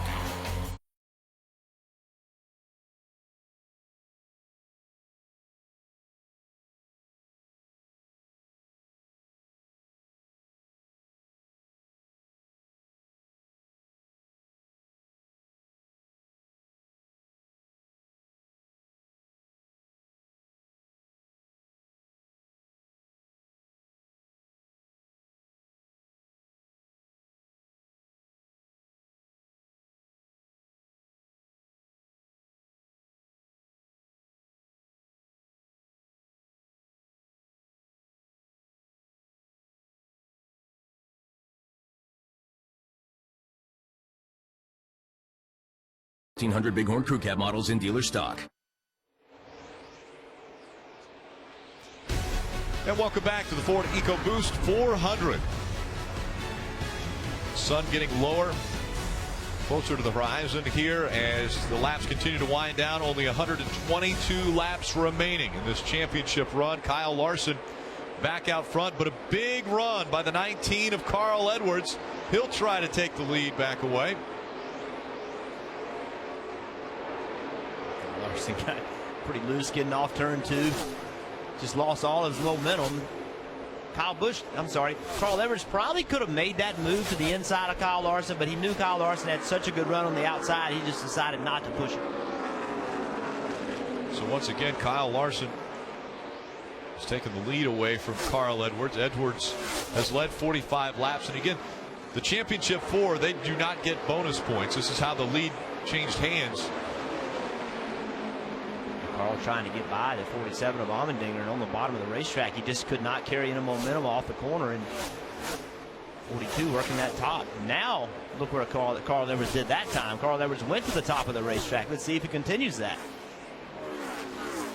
He's not going to go right up against the wall like we've seen out of Kyle Larson. He goes down to the middle of the racetrack and gets door to door with the 42. Well, it's important for Carl Edwards in this 19 car not to get caught up in the moment. He has a 12-second lead on his next nearest championship 4 competitor of Joey Logano back and forth. So as much as he wants to outrun the 42, I think we saw last week with Matt Kenseth on that next to last restart how you can get caught up in the moment, decide to race one of these cars, how much it can cost you. Sunset scheduled for 5:30, and it is definitely in their eyes when they come out of turn number 4. Different, though, from Phoenix a week ago where it was in their eyes when they entered turn 1. It's not as big a problem once they get to the turn. That's correct. Here it's more of a problem off of turn 4. It doesn't last long normally. Normally it gets away pretty quick, gets behind the grandstands. See, once again, the 19 running just a little lower line than the 42. See that 42? See how the front of the car turns to the left in the middle of the corner? That's loose. That's the back of the car wanting to spin out. And as I said earlier, it's just difficult to run against the wall this many laps, lap after lap, with a car that free.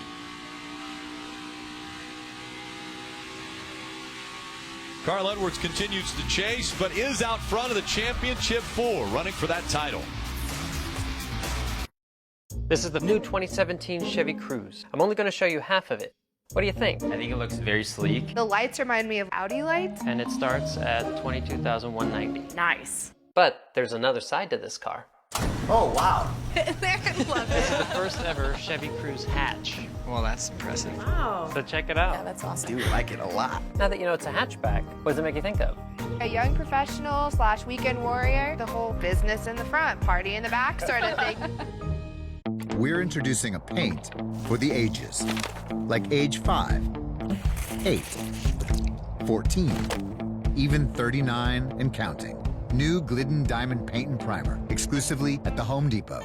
Washable, try scrubbable. Lab and life tested to handle up to 2,500 scrubs. We know, we count it. And it's up to $40 less than some paints claiming to do the same thing. We're pouring more into paint. New Glidden Diamond, only at the Home Depot. More saving, more doing. There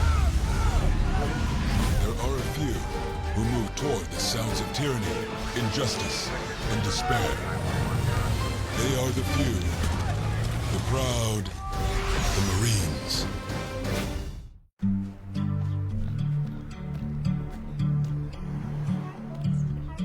We belong to the light, we belong to the thunder. We belong to the sound of the words we've both fallen under. When you find something worth waiting for, we'll help you invest to protect it for the future. Financial guidance while you're mastering life. From Chase, so you can. I'm Clay Matthews, and I'm good at football. And so is Verizon.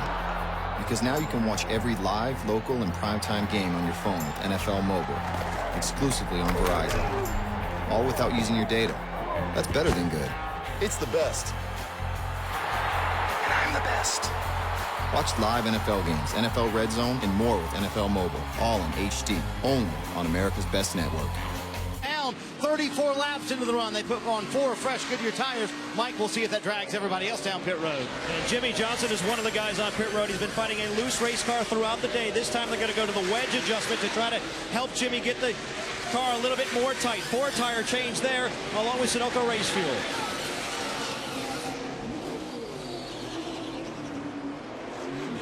The advantage between Larson and Edwards and Logano was about 14 to 15 seconds. That was the gap between first and second and where Logano was running.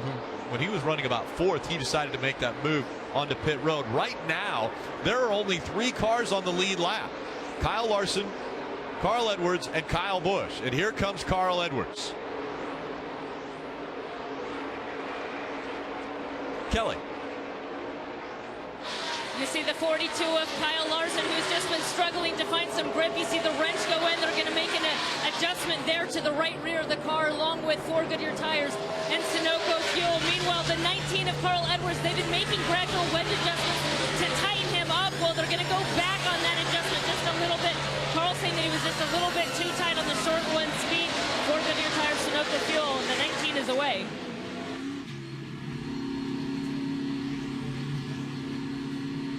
Kyle Larson and Carl Edwards holding their position coming off of pit road. Kyle Busch was still trying to get a lap back. Well, basically, this is a big break for Kyle Busch. We documented how he thought he had a right front tire issue, came to pit road. We had to come very early, basically about 19 laps ago. So now that it's cycled down, he's not trying, or cycled around through the pit stops. He's going to easily be passed by Carl Edwards, who's blending on the racetrack right now because Carl's tires are so much fresher. But this puts the 18 of Kyle Busch back on the lead lap. He just needs a caution now before he either A, loses a lap on the racetrack or needs to come to pit road again. Kyle Larson back out front. Carl Edwards running in the 2nd spot. He's 2 seconds behind him on the track. Yeah, we were watching the 42 had problem on their pit, but the 19 I thought was going to beat them off pit road, but they didn't. Watch the right rear. Can't get the right rear tire off. Takes a while to get it on. That little bit of slow exchange, the door was open to get in front of Kyle Larson, but they made a mistake at the same time. Kyle Larson and his team made a mistake. Yeah, the difference I see, though, is I think that's a small mistake. I feel of the championship 4, the 19 has the strongest pit crew. The pit crew won him Darlington. Really, the pit crew won him Texas. That's where the pass for the win happened. The 19 got a little bit of reps yesterday, winning the championship with Daniel Suarez, so a little hiccup there, but I still think that's the strongest crew on pit road. Still giving chase to Kyle Larson, but out in front of the other championship 4 contenders. So Carl Edwards, driver who used to sleep in his car before he got a full-time ride with Roush Fenway Racing, is still leading the championship 4. Kelly. We were just talking about the strengths of this pit crew. Well, crew chief Dave Rogers would agree. He said that they're the best on pit road. They step up when they have to. He said they're a great bunch of guys. They're all veterans. They don't need pep talks. They understand this game, and they tend to perform better under pressure. He said all these pit crews get reps throughout the weekend, but it was great to have them get theirs in an actual game scenario last night with Daniel Suarez. They're closing in on the final 100 laps, 150 miles in this 400-mile race. Larson still out front.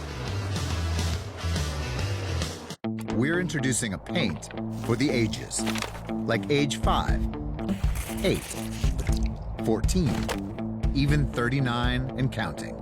New Glidden Diamond Paint and Primer, exclusively at the Home Depot. Washable? Try scrubbable.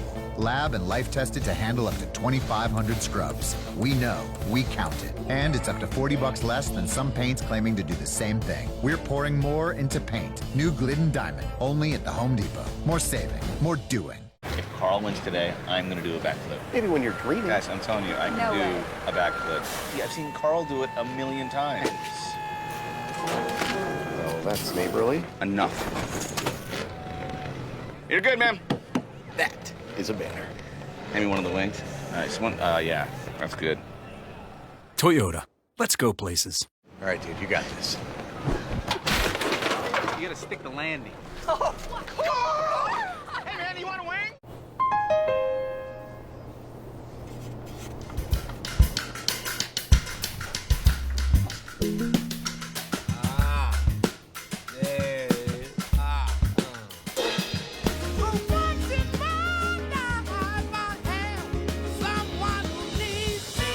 John Baptiste has mastered new ways to play old classics. With Chase ATMs, he can master new ways to deposit checks too. Easy to use Chase technology for whatever you're trying to master.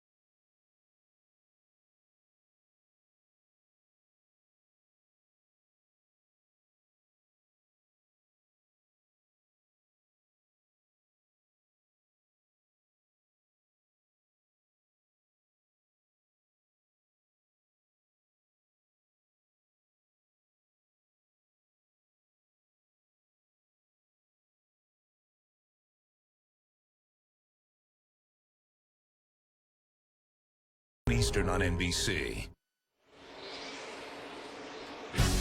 NASCAR on NBC is brought to you by Liberty Mutual Insurance, helping drivers worry less on the track and on the road. Race leader Kyle Larson continuing to run right up against the wall unless there's somebody in his way, which right now is Tony Stewart. So he ducks down and will try to go by Tony Stewart. Carl Edwards running second, almost 3 seconds back though, 2.7 seconds now. Kevin Harvick running third. Kyle Busch running in the fourth position. Dave?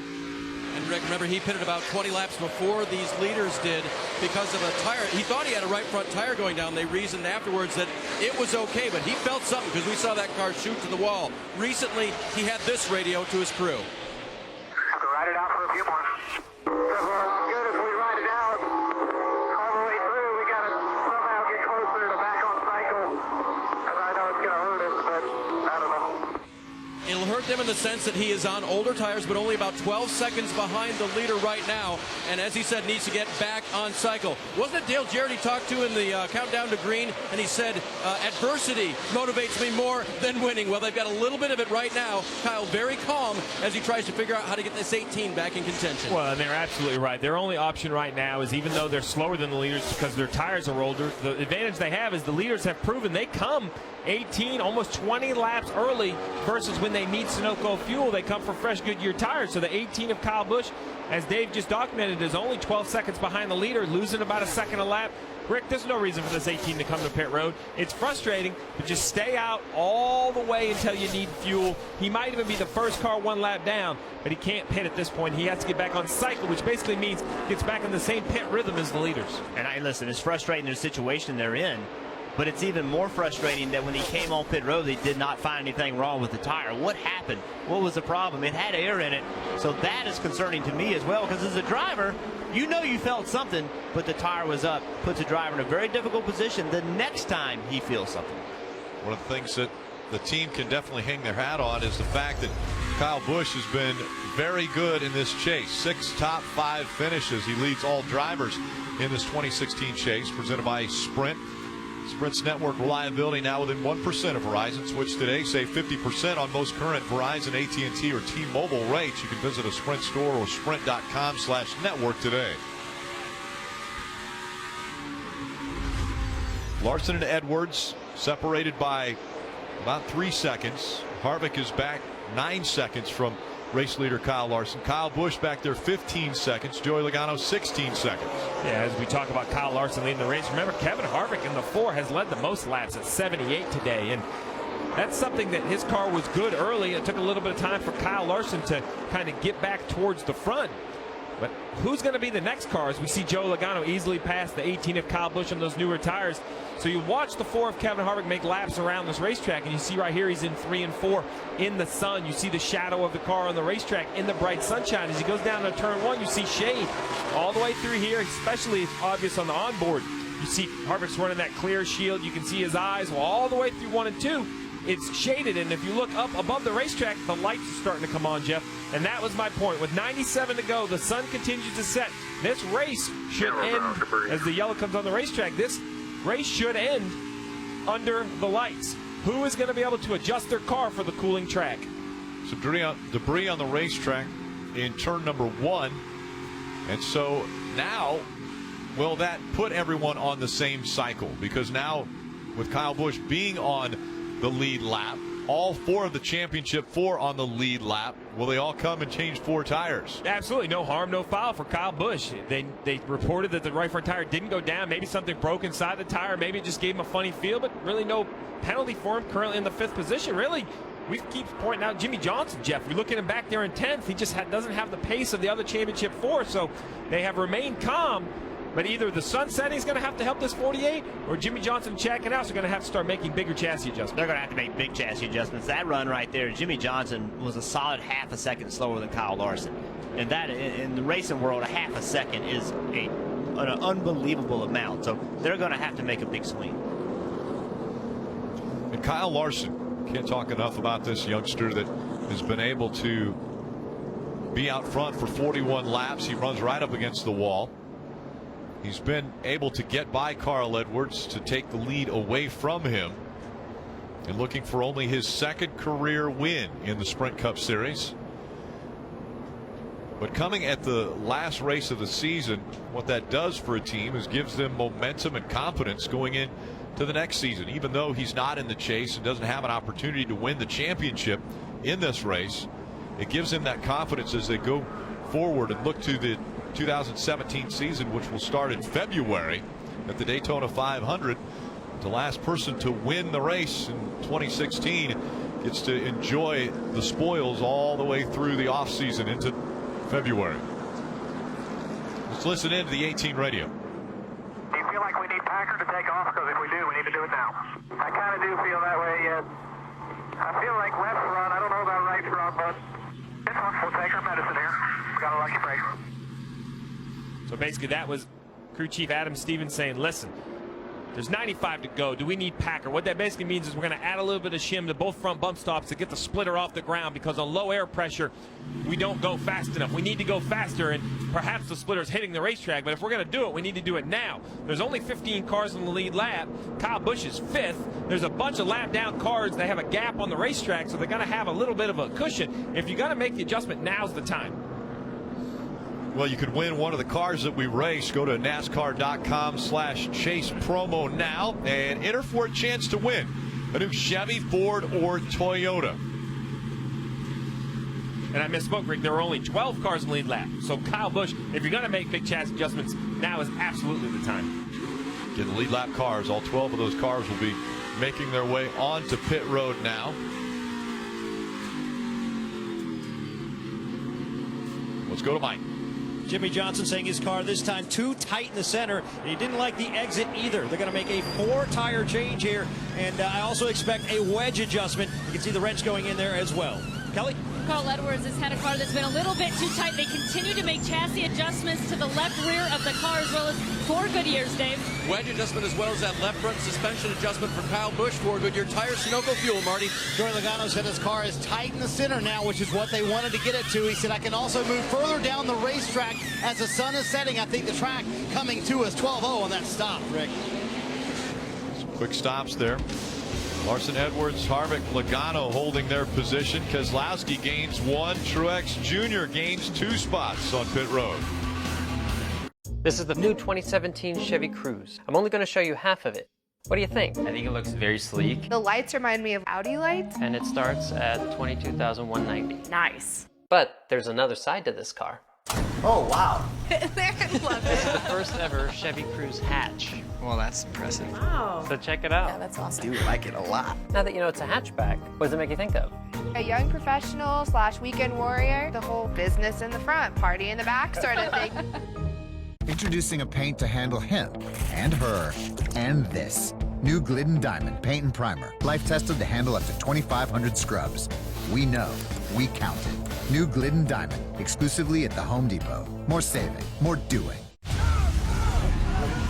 There are a few who move toward the sounds of tyranny, injustice, and despair. They are the few, the proud, the Marines. I just see a black screen. What are you looking at? Crazy stuff, man. You gotta see this. Hey, what ain't it? It's like some 3D virtual world. Can I see? Oh, yeah. Look at the moon.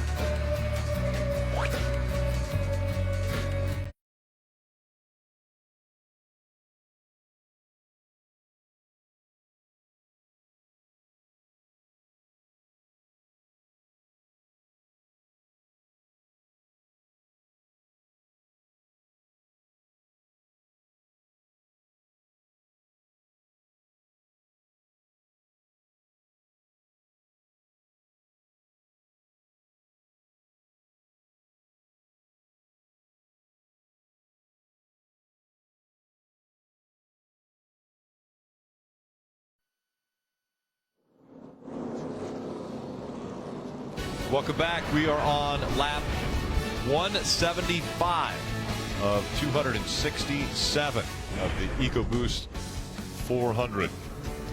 Let's take a look at this week's Ford Drive to the Championship. And we see where the Championship 4 are currently running.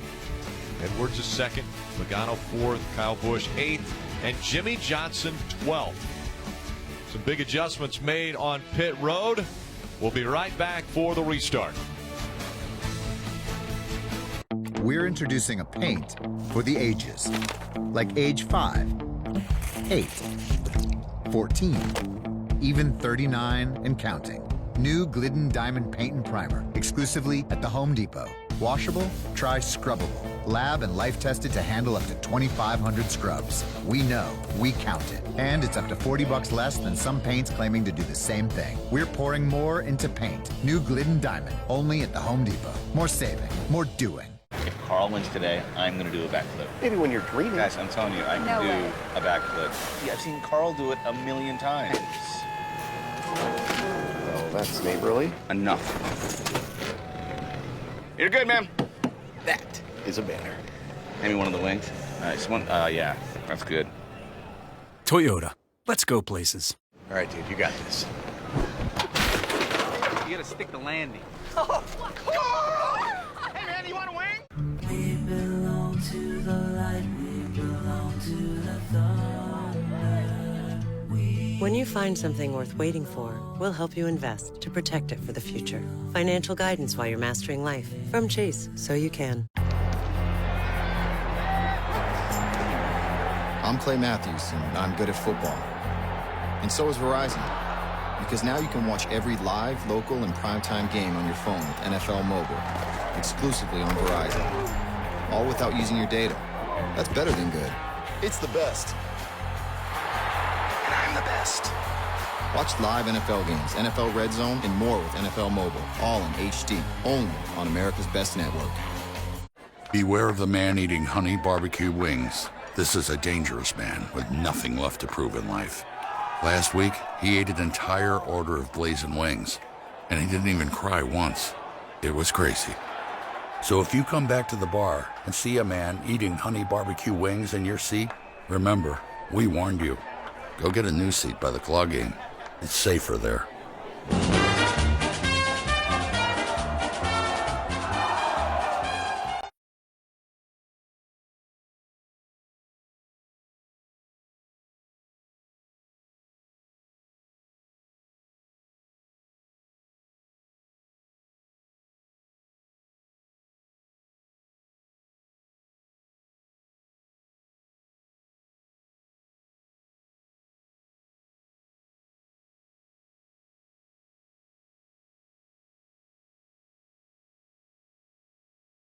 Work. Tonight, Sunday Night Football is live from Landover, Maryland. Aaron Rodgers and Green Bay visit Kirk Cousins in Washington. Bob Costas, Dan Patrick host Football Night in America beginning at 7 p.m. Eastern, only on NBC. Once again, expecting the sun set around 5:30 this evening. Big swings on pit road. Well, everything's on the line, right? A championship's on the line. Carl Edwards is out here leading laps, dominating the race out of the championship 4. So you look at the 48 of Jimmie Johnson right here, the right front tire changer.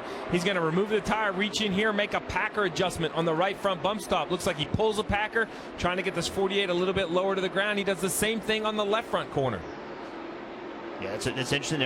They're changing Packers on both sides of the race car. That means they made a much bigger change. They also made changes on the back of the car, as opposed to Kyle Busch's team. Remember, Kyle Busch was the one that suggested, let's just do the left front. So the crew chief listened to Kyle Busch, let him make that call. They only made a change on the left side. Well, it took longer on the 18 because he added a Packer. All that really is basically, we hear about bump stops. Well, that's what limits the front car. That's what, or the front travel of the car. That front splitter we talk so much about, you want to have it right against the racetrack. But if you have too much travel, it bounces on the racetrack, it can't go. The 18 of Kyle Busch, it's just really a piece of plastic. You put it in the left front bump stop, the splitter can't get as low to the racetrack. It's going to help them on newer tires. The 48 looks like they removed Packer. They must want their splitter a little lower.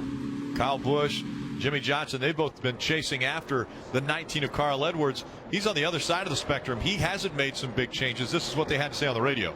Having fun, Dave? I'm having a blast, man. You having fun? Yes. Really cool race on the 4 and the 42 there. That's a good time. I love this place. Once again, that voice, calm, sounds like he's having fun. They come back in the restart zone. Green flag back in the air.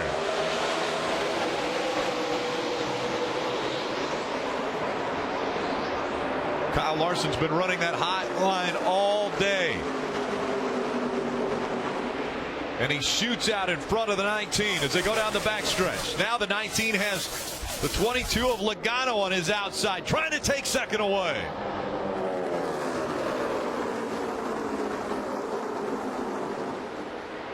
Great battle for second. Logano's going to take it away from Carl Edwards. Logano's done a really good job on all these restarts. We talked about early in the race how they put an emphasis on that. Just like last week, though, at Phoenix, it doesn't seem like his car is as good on the long run, so he needs to take advantage of these short runs. Well, look at Kyle Busch around the outside of the 78 of Martin Truex Jr. It looks like that bump stop adjustment is helping this car on new tires. That's as aggressive as we've seen him on a restart today. Just 88 laps remain in this race. The championship 4 led right now by Joey Logano. Carl Edwards running behind him. Kyle Busch and Jimmie Johnson, the last of the championship 4. And this is what we've been waiting on. Under 100 to go. The sun is set. It's almost completely down. The big adjustments have taken place on pit road. The 18 looks more competitive. He's up right close to the bumper of the 19. We'll have to see if the 48 of Jimmie Johnson has made their car any better. 18 got a big run on the 4 car. He's going to use that down the back straightaway. He'll clear the 4 car. If he doesn't make a mistake in 3 and 4, he'll get by the 4 car for sure down this front straightaway. But Steve, in a racer's mind, something about 100 to go. That's like the light switch. That's when you go see the aggression level pick up. 3 of the championship 4 running nose to tail now. Logano, Edwards, and Kyle Busch, 2nd, 3rd, and 4th. Here comes Kevin Harvick once again. He's been racing hard, even against the championship 4. He wants to end the 2016 campaign on a high note. Those guys in the front right now, they're watching Kyle Larson. You have Logano, Edwards, Kyle Busch racing for a championship. They've been watching Kyle Larson run that top line. Who is going to be the first one to go? Who's going to be the one that takes that chance on older tires to get against that wall? They've been patient so far. Time's ticking. I don't think they can continue to be patient. Well, in the 48 of Jimmie Johnson, the last lap drove around the 20 of Matt Kenseth. This lap going around his teammate, the 24 of Chase Elliott. This 48 looks better already, Jeff. He just needs to get that track position now. A few more positions, he'll be up with the other championship 4. See that orange tape on the front of the car? Big low action here. Big 10-4. They put that tape on. The temperatures are coming down, so they'll keep adding tape. They want to maximize the front downforce. When you put tape on that front, it makes the engine run hotter, but it also adds front downforce. Temperature of the racetrack's coming down. They can afford to put tape on the car. How about just relishing the opportunity? You heard Chad Knaus say, all right, let's go make something happen here. Calm, to the point. They've won 6 championships. They're trying to win their 7th. They're behind the 4th out of the championship 4, but it still sounds like they're having a great time trying to do it, enjoying the moment. And Steve, remember what Jimmie Johnson said this morning. I have nothing to lose. I only have something to gain. So that mentality is, hey, it's not desperation. It's excitement. It's an opportunity to make something great happen. Championship 4 continue to fight. You won't miss another lap of racing as we go NASCAR nonstop the rest of the way. Coming up on Look Famous People, we catch Flo, the progressive girl of the supermarket. Introducing a paint to handle him and her and this. New Glidden Diamond Paint and Primer. Life tested to handle up to 2,500 scrubs. We know. We count it. New Glidden Diamond. Exclusively at the Home Depot. More saving. More doing. There are a few who move toward the sounds of tyranny, injustice, and despair. They are the few. The proud. The Marines. If Carl wins today, I'm going to do a backflip. Maybe when you're dreaming. Guys, I'm telling you, I can do a backflip. Yeah, I've seen Carl do it a million times. Oh, that's neighborly. Enough. You're good, man. That is a banner. Maybe one of the wings. Nice one. Yeah, that's good. Toyota. Let's go places. All right, dude, you got this. You gotta stick the landing. Hey, man, you want a wing?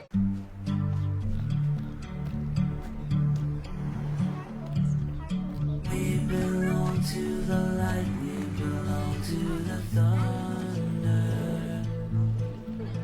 We belong to the sound of the words we've both fallen under. When you find something worth waiting for, we'll help you invest to protect it for the future. Financial guidance while you're mastering life. From Chase, so you can.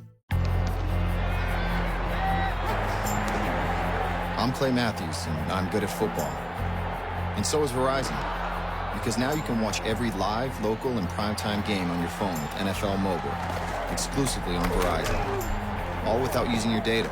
That's better than good. It's the best. And I'm the best. Watch live NFL games, NFL Red Zone, and more with NFL Mobile. All in HD. Only on America's Best Network. Not far from these taps is our keg room, but you're not allowed in. If you were allowed in, you'd notice it's cooled to a perfect 36 degrees, and that the beer lines were recently cleaned. And someone even stacked the kegs real neat-like in the keg room that you're not allowed in. All this matters because you matter. But you're still not getting in that keg room.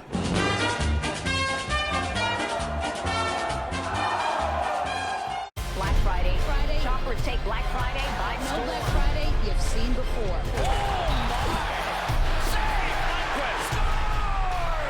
The Discover NHL Thanksgiving Showdown, Friday at 1 Eastern on NBC.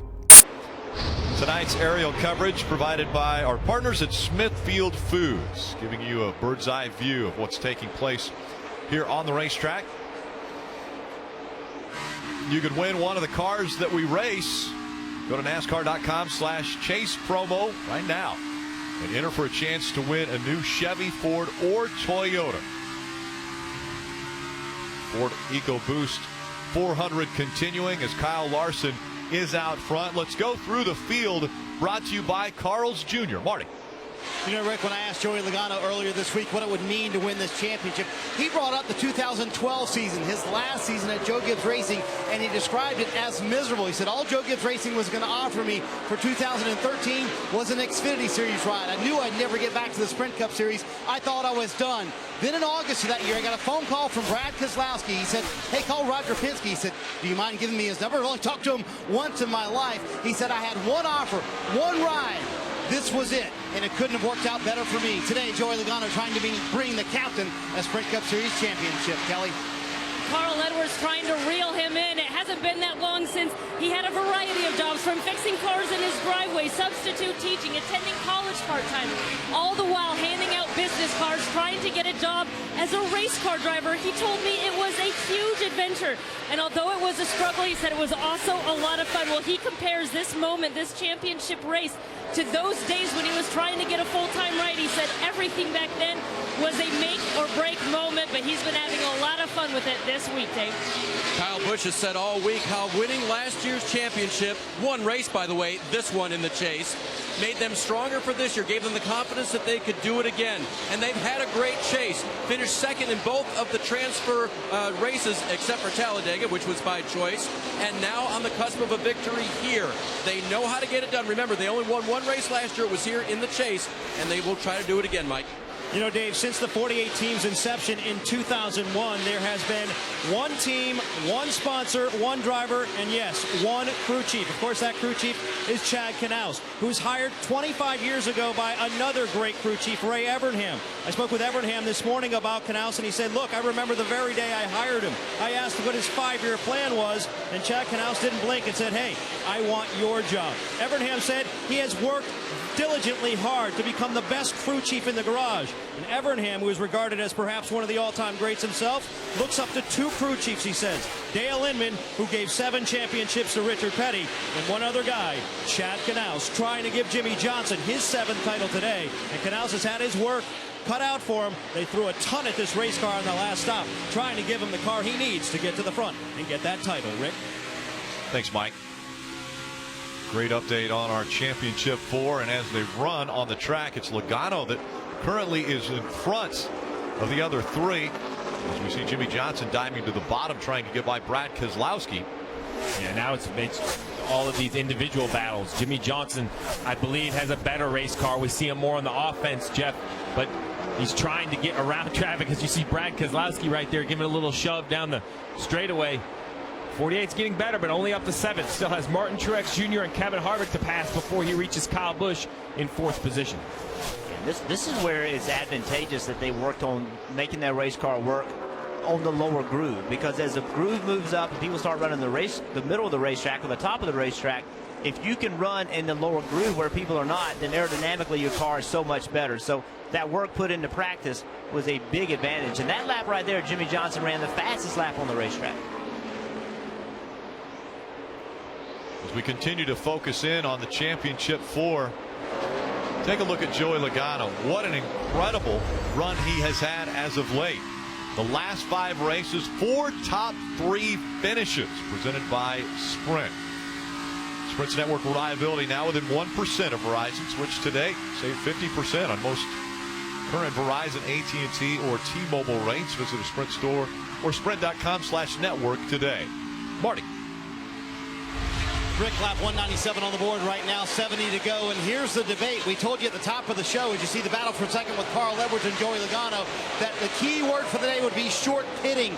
They've done that here on the 22 car. They've been very aggressive with it. If they keep with their math, lap 208, 2:08 is when they will come. That's 10 laps from now. But Steve, at some point, you're running up front here, the 22 car with Joey Logano and Todd Gordon. Do you continue down that road, or do you back off of that strategy now with only a couple of stops left in the game? Well, if that's their strategy, they're going to continue with it. I think the most important thing is they get past that lap 2:08 number. That's the last fuel window. You cannot pit and force yourself to pit in extra time. So make sure you can make it all the way to the end of the race. So I would expect them to pit probably with 59 or 58 to go. Great battle continuing. You'll see it all as we go NASCAR nonstop. During the Ford year-end event, discover why Ford is America's best-selling brand. Introducing a paint to handle him and her and this. New Glidden Diamond Paint and Primer. Life tested to handle up to 2,500 scrubs. We know, we count it. New Glidden Diamond, exclusively at the Home Depot. More saving, more doing. There are a few who move toward the sounds of tyranny, injustice, and despair. They are the few, the proud, the Marines. I was shaped by the hands of legacy, forged in the fires of racing. The truth is, what you're made of is what you're made to do. So, how's retirement? Staying pretty busy, actually. Busy? Busy's good. Honey, look. Number 18 in the house. He comes in here every day. Gets the same thing every time. You know I can hear you, right? You know I can hear you, right? There it is. I'll be here all week. For your many retirement needs, Nationwide is on your side. I'm Clay Matthews, and I'm good at football. And so is Verizon. Because now you can watch every live, local, and primetime game on your phone with NFL Mobile. Exclusively on Verizon. All without using your data. That's better than good. It's the best. And I'm the best. Watch live NFL games, NFL Red Zone, and more with NFL Mobile. All in HD. Only on America's best network. Not far from these taps is our keg room, but you're not allowed in. If you were allowed in, you'd notice it's cooled to a perfect 36 degrees, and that the beer lines were recently cleaned. And someone even stacked the kegs real neat-like in the keg room that you're not allowed in. All this matters because you matter. But you're still not getting in that keg room.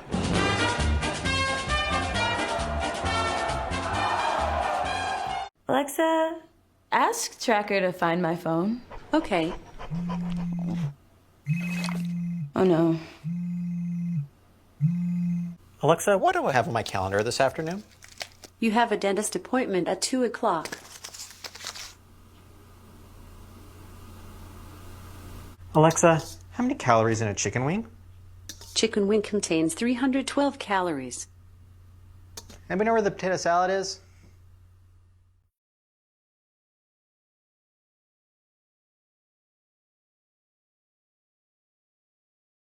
This is how you Sonic. Welcome back. You have not missed a moment of this battle between the 19 and the 22. Here's what the 19 had to say on the radio. Next time he's going to have a flat side. I don't say anything there. The next time 22's going to have a flat side. Get your rhythm back. A little bit of frustration now, or maybe the anxiety is ramping up as there are only 62 laps to go in this race, in this championship run. I think that's what it's all about. This championship means so much, and doesn't take a whole lot to push you from excited to anxious. And you're racing the guy that you might have to beat for the championship, and you heard that in Carl Edwards' voice. So again, Carl Edwards is running second in the race, but right now leading. There you have it. So again, you're hearing Carl Edwards aggressive as the caution comes out again. Low target. We saw earlier Ryan Blaney in the 21 have a tire issue, got into the wall, and looks as though another tire issue for Ryan Blaney brings the caution out. When the caution came out, 13 cars on the lead lap. Yeah, we had a few more than that, but Martin Truex Jr. pit from the 7th position, working on that short pit strategy that Marty's been talking about all night. Well, it caught him a lap down with this caution. See a lot of damage to the right side. Again, that's twice now that the 21 has had a tire issue and gotten up into the wall. So the damage compounded. And that one there, it looks like it perhaps could have some suspension damage. You see the wheel moving around maybe a little more than it should. And it just blew. Yep. Take a look right up against the wall. He gets in the wall and it's just going to ride the wall.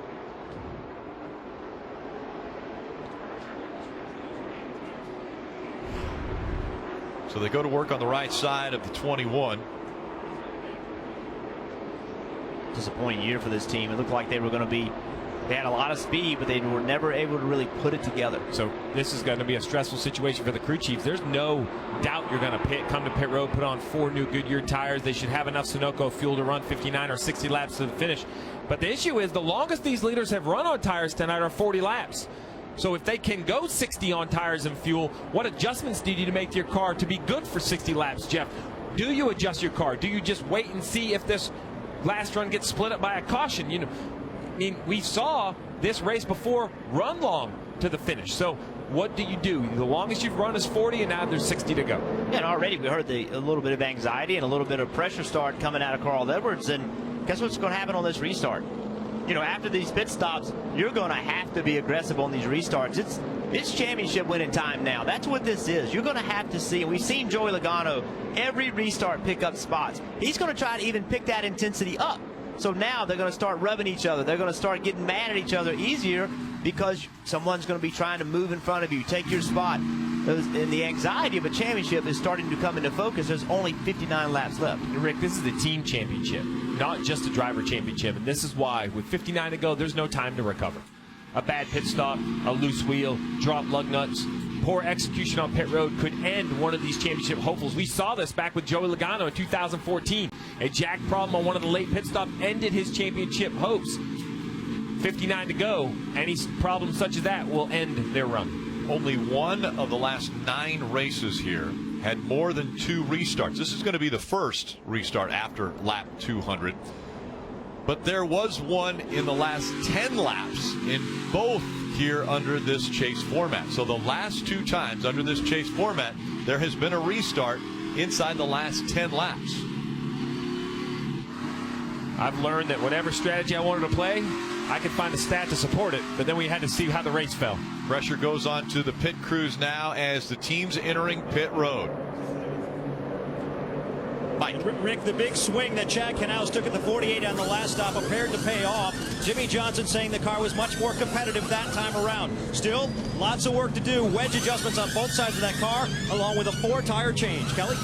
Carl Edwards said he was just a little bit free that time. They put half a round of wedge back in the left rear 4 tires, Dave. Kyle Busch took off tight, but got a little bit loose at the end. There will be a 4-tire change, air pressure adjustment. Marty? Joe Logano was about to come to pit road under green when that caution came out. Very well timed for them. He said, I need a little drive off. It gets freer the longer I go. An air pressure adjustment to tighten up that race car. All 4 of the championship contenders within 0.8 of a second of each other as we go NASCAR nonstop, waiting for the restart. Introducing a paint to handle him and her and this. New Glidden Diamond Paint and Primer. Life tested to handle up to 2,500 scrubs. We know, we count it. New Glidden Diamond, exclusively at the Home Depot. More saving, more doing. There are a few who move toward the sounds of tyranny, injustice, and despair. They are the few, the proud, the Marines. I was shaped by the hands of legacy, forged in the fires of racing. The truth is, what you're made of is what you're made to do.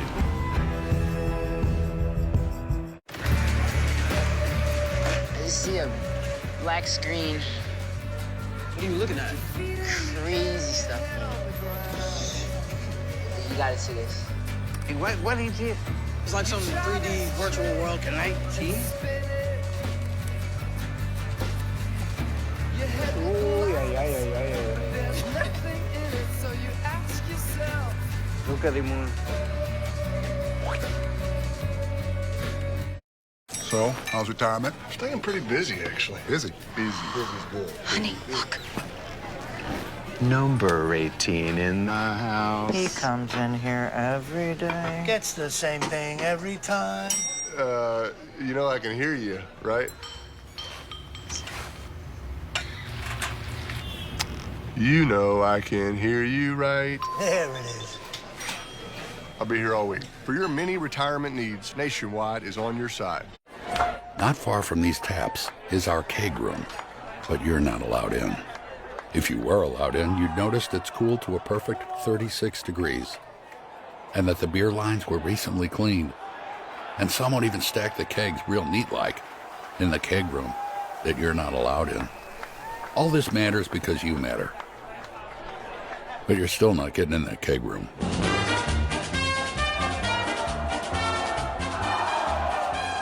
Alexa, ask Tracker to find my phone.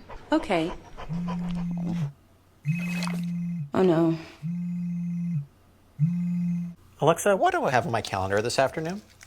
You have a dentist appointment at 2 o'clock. Alexa, how many calories in a chicken wing? Chicken wing contains 312 calories. Anybody know where the potato salad is? Easy. There are just 56 laps to go in the Ford EcoBoost 400. Under the lights, as this 2016 championship winds down. Not a great pit stop for the 19 as we look at the pit road comparison. Yeah, it doesn't seem like much, but a second on pit road is at least 2 positions, and now Carl Edwards will line up in the 3rd row on the bottom with Jimmie Johnson to his outside. And they had 2 problems on pit road. Great shot overhead. Watch the right rear. Takes him a little while, get the tire off. His tire's slow coming off. They get the right rear on. You can see the right rear is slow around the left side of the car, but now watch the left front. Yeah, so there was a few tenths of a second beat over there. Well, now the front should be ahead, but see, slow taking the left front off. That's what happens when you have a little issue on the right and a little issue on the left. They add up to over a second. And the problems that added up for this 19 on pit road tonight, they just, to me, aren't doing everything that needs to get done. As we start to wind down, you're going to have clean pit stops. 1.1 seconds on pit road doesn't seem like a big deal, but it is spots on the racetrack. Let's see how it affects Carl Edwards.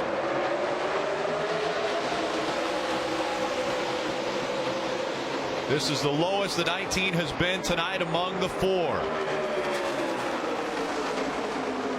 42. Kyle Larson right up against the door of the 22 of Logano, and he takes the lead. Here comes the 18 of Kyle Busch. When the sun goes down and the lights come on at Homestead Miami Speedway, Kyle Busch shines.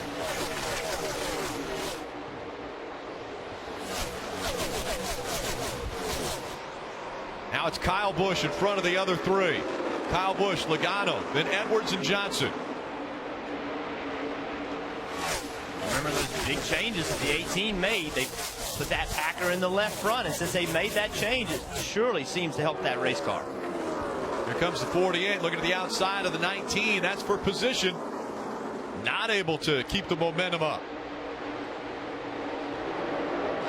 And you have to wonder now, Chad Knaus, that 48 made a big adjustment. It looked like he removed some front packer, got the splitter lower to the ground, and now he just doesn't seem to be able to keep up on new tires. But we're only a few laps into this run. If it goes all 60 laps, that might be just what the 48 needed. And this is the first time all day long that Kyle Busch has led these 4 championship contending drivers. Still 53 to go. And Rick talked about it at the drop of the green, how when the lights come out and the sun goes down, here comes Kyle Busch. All evening long, he's been describing his race car, comparing it to last year. Remember, he won last year and won the championship. Things like, hey, I didn't have this last year, or this was in last year, let's get that back. So he had something.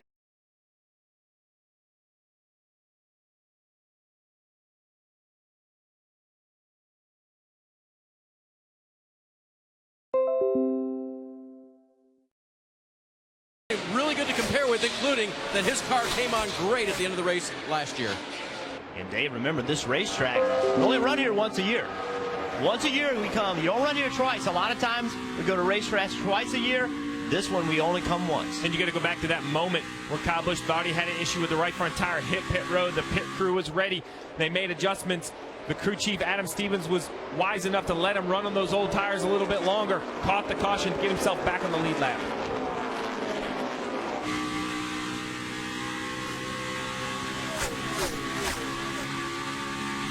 Kyle Larson still out front, as Larson has run a great race tonight. 84 laps in front of the field. Kevin Harvick's led 79. We mentioned this is the first time that Kyle Busch has been in front of the other Championship 4 contenders leading into that battle. And for more on Kyle's teammate, Carl Edwards, let's go to Kelly. Well, Rick, even though that 12.5-second pit stop cost them a few spots on the track, this team's not too concerned. Plenty of time here. 58 to go. 58. Yeah, I'm not worried. Get to do some of that driving stuff now. Yep. And now it's 50 to go, and everyone should be good on fuel.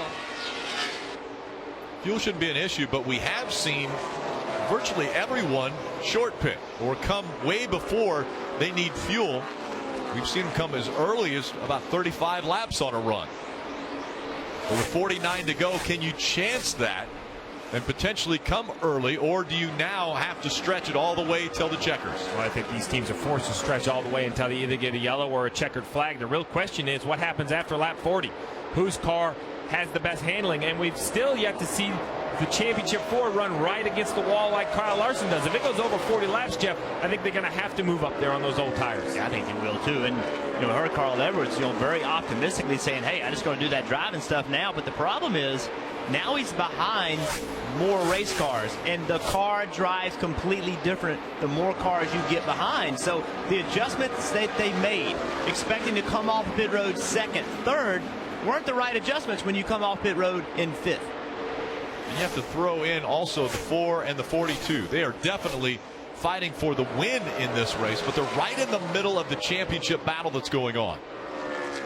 And we talked about how aggressive you're going to have to be on these restarts, with Joey Logano trying to take advantage of what he's done all night, have a great restart. Kyle Larson in that 42 car, he puts his left side right beside the 22, pulls the air off the side of his car right there. You see the 22 car get loose. He loses momentum. That allows the 18 car to get a run and ultimately get by the 22. So that's the aggressive restarts that we're going to see from this point on. If we have another restart. Marty. Rick, it's going to be interesting. You talk about that pit strategy. Todd Gordon and Joey Logano were talking about that a moment ago. He said, we can go all the way on fuel. I think we're coming again at some point. So, see, this is where you really make your money as a crew chief. If you follow the math all night long, you would pit with about 17 to go. You don't want to do that. But what you may do, split this window in half. Maybe run about 30 laps and come in, hit pit road. You got plenty of tires to make it work. And you also throw in the element of a caution flag that might come out as well. So, Mr. Crew Chief, how do you play this the rest of the race and try and win a championship? Well, the problem you have, Marty, is I think if you pit halfway to split it up, you're not going to draw the whole field again. There's going to be 5 or 10 cars that say, nope, we're going to stay out. We're going to try to make it on fuel. And I think that way when the caution comes out, you perhaps could be a lap down. So while I liked the strategy most of the day, at times it was a little aggressive for my nature.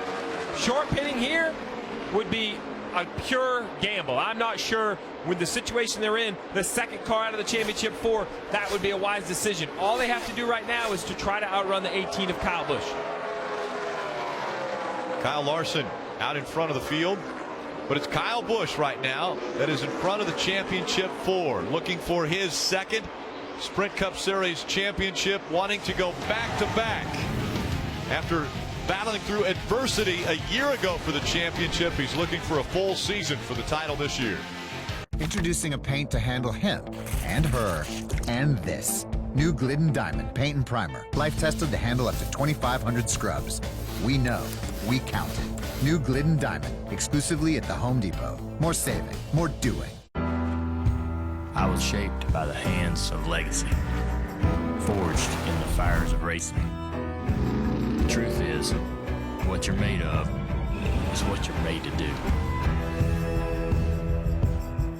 So, how's retirement? Staying pretty busy, actually. Busy? Busy's good. Honey, look. Number 18 in the house. He comes in here every day. Gets the same thing every time. You know I can hear you, right? You know I can hear you, right? There it is. I'll be here all week. For your many retirement needs, Nationwide is on your side. I'm Clay Matthews, and I'm good at football. And so is Verizon. Because now you can watch every live, local, and primetime game on your phone with NFL Mobile, exclusively on Verizon. All without using your data. That's better than good. It's the best. And I'm the best. Watch live NFL games, NFL Red Zone, and more with NFL Mobile, all in HD, only on America's Best Network. Not far from these taps is our keg room, but you're not allowed in. If you were allowed in, you'd notice it's cooled to a perfect 36 degrees, and that the beer lines were recently cleaned, and someone even stacked the kegs real neat-like in the keg room that you're not allowed in. All this matters because you matter. But you're still not getting in that keg room.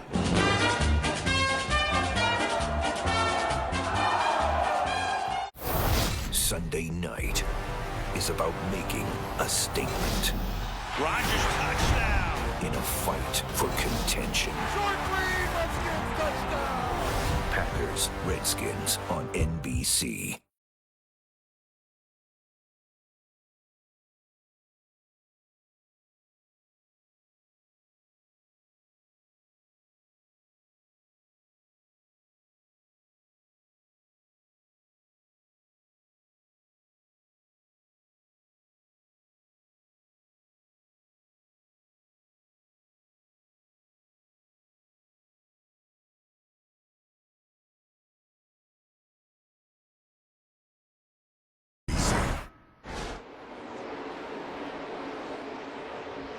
Following race coverage on NBC, tune in to the NASCAR America post-race show on NBCSN, presented by Advance Auto Parts. And following the post-race show, be sure to catch Victory Lap live from here in Miami. Between NBC and NBCSN, over 2.5 hours of post-race coverage to end the evening and the season. Let's talk about strategy as we're now under 43 to go, brought to you by Smithfield Foods. Well, we're under 43 to go for the entire season. The championship's on the line, so the pressure is mounting, Jeff. If the caution comes out, the pit crews are going to be tested. The drivers are going to be tested on the restarts. Yeah. Pit stops are going to be huge. Restarts are going to be huge. And as you said, there's so much on the line, people are going to be able to risk it all. Championship out in front of 4 drivers. Kyle Busch right now has the best look at it. He's in front of Joey Logano, Carl Edwards, and Jimmie Johnson. But Jimmie Johnson has been able to battle back. He's just behind Kevin Harvick. The 4 championship drivers running 2nd, 3rd, 4th, and 6th. Well, a decision has been made by Carl Edwards. Carl Edwards, they got themselves back with a poor pit stop. They're now 2 seconds behind Kyle Busch. And as he's run Joey Logano down, he's moved his line. He's moved his line up the racetrack to get to Joey Logano. Now he's got to try to find his way around him. So he's been right against the wall. When he called Joey, he wasn't against the wall as much, but it has worked to get to him. That time he entered a little bit lower into the turn, but then moved all the way up to the wall. So right here, he's going to try to get underneath him. He got that big run on corner exit, running to the top. Now he's going to try to slide up in front of Joey Logano. I think he'll be able to pull that off easily. Let's see where he goes now. He's cleared Joey Logano. What's he going to do when he enters turn 1? Is he going to keep working that top, or is he going to go back to the bottom? Hey, Rick, we still have 35 to go. This is only 20 laps on the tires, and we have mentioned a few times. You know, the longest they've run is 40. So they're going to be way past that if this thing runs all the way to the finish under green. Do you wear less tire when you run up against the wall? I think potentially you do, yes. Depends on how your car is handling, but Carl Edwards is running down Kyle Busch at a big rate of difference. I mean, Kyle Busch ran a 33.70. Carl Edwards ran a 33.38. So he's coming. 0.4 of a second better for the 19 as he continues to race against his teammate. Kyle Busch and Carl Edwards both racing for Joe Gibbs Racing. And the gap closing every lap. Want to get a few updates, and we'll start with Kelly with Kyle Larson. Yeah, this young kid out of California, leading this field and doing just what they set out to do, to run that high line but not get into the wall. You see how clean the right side of that 42 car is. He's looking for his second career Sprint Cup victory, and what a way it would be to close out this season, Dave. Kelly, ahead for the championship right now is Kyle Busch. He knows Carl is coming, but he may have saved a little bit with his race car. Listen. Run our race, just what we need. Don't let them bait you into using any more than you have to. There's no press coming out back. If he didn't let himself get baited, the very smart reigning champion may have enough to hold off his teammate, Cal. And after long last, we have now seen Carl Edwards finally move up to start racing that high line. The team telling him, you still got plenty of time to go. When he got around the 22, they said, just one more to go. Carl, go reel him in. Kelly, Joey Logano told me earlier this week, I love how we race under pressure. We had to win at Phoenix. We did it. In fact, they've won 2 of the 3 elimination races in this chase this year. Can they win the biggest elimination race of them all tonight? Right now, Logano says his car's a little bit too tight. And also, they slapped tape on the grill earlier. Now his water temperature's a little bit over what they would like that to be. Kevin Harvick having a fantastic race tonight. He told me so many reasons for us to want to win tonight. The last run was Chevrolet. It's Tony Stewart's last win, and he told me last time I checked, there's a trophy at stake tonight. We would love to get to victory lane, Mike. Marty, Jimmie Johnson has never won at the Homestead Miami Speedway, but then again, he's never had to. So I asked him what the reality is for him at this track, and he said, look, I actually like this track. I feel like we've had some pretty good runs here. Tonight, well, it's pretty good, but not good enough to this point. He struggled with handling problems throughout the evening. Chad Knaus has done a lot. He told Jimmie to go to the top of the racetrack. That's where he is now. As the laps continue to wind down, Jimmie Johnson running 6th. In front of him, Logano in the 4th position. The gap closing between the 19 and the 18. And we've seen this before. And these drivers know exactly what the other will do in this situation, especially if it's for a race win. It was earlier this year at Richmond when Kyle Busch in the 18 was leading and the 19 of Carl Edwards was battling for the lead. He decided late in the race he would put the bumper to him, moved his teammate out of the way, and went on to win the race.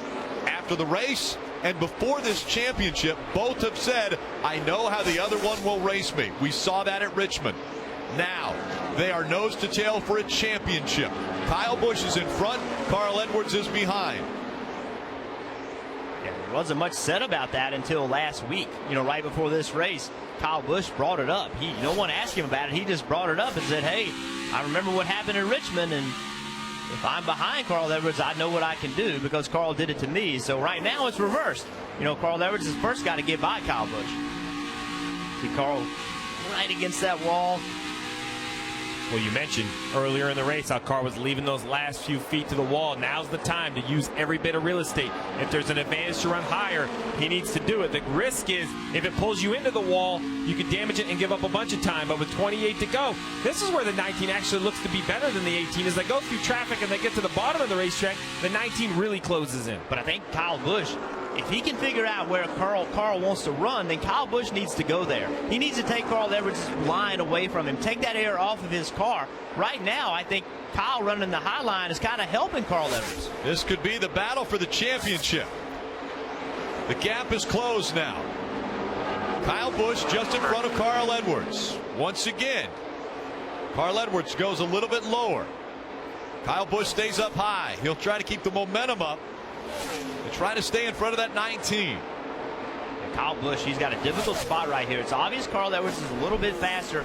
What do? Do you try to take his line away, or do you run where your car is the fastest? And again, closing in on that territory of we haven't gone this far on tires in this race. This is an opportunity right here. You're going to see Carl Edwards hang a left, getting into the corner to try to pull alongside.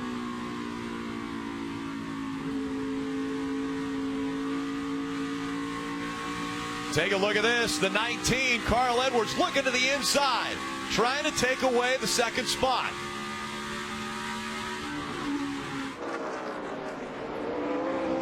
Inside there. On your tight. Down to the bottom of the racetrack. Carl Edwards, Kyle Busch, side by side as they go outside. Down the backstretch they go. Edwards into turn 3. He has the advantage. He takes second away from Kyle Busch. Carl Edwards once again leading the championship 4.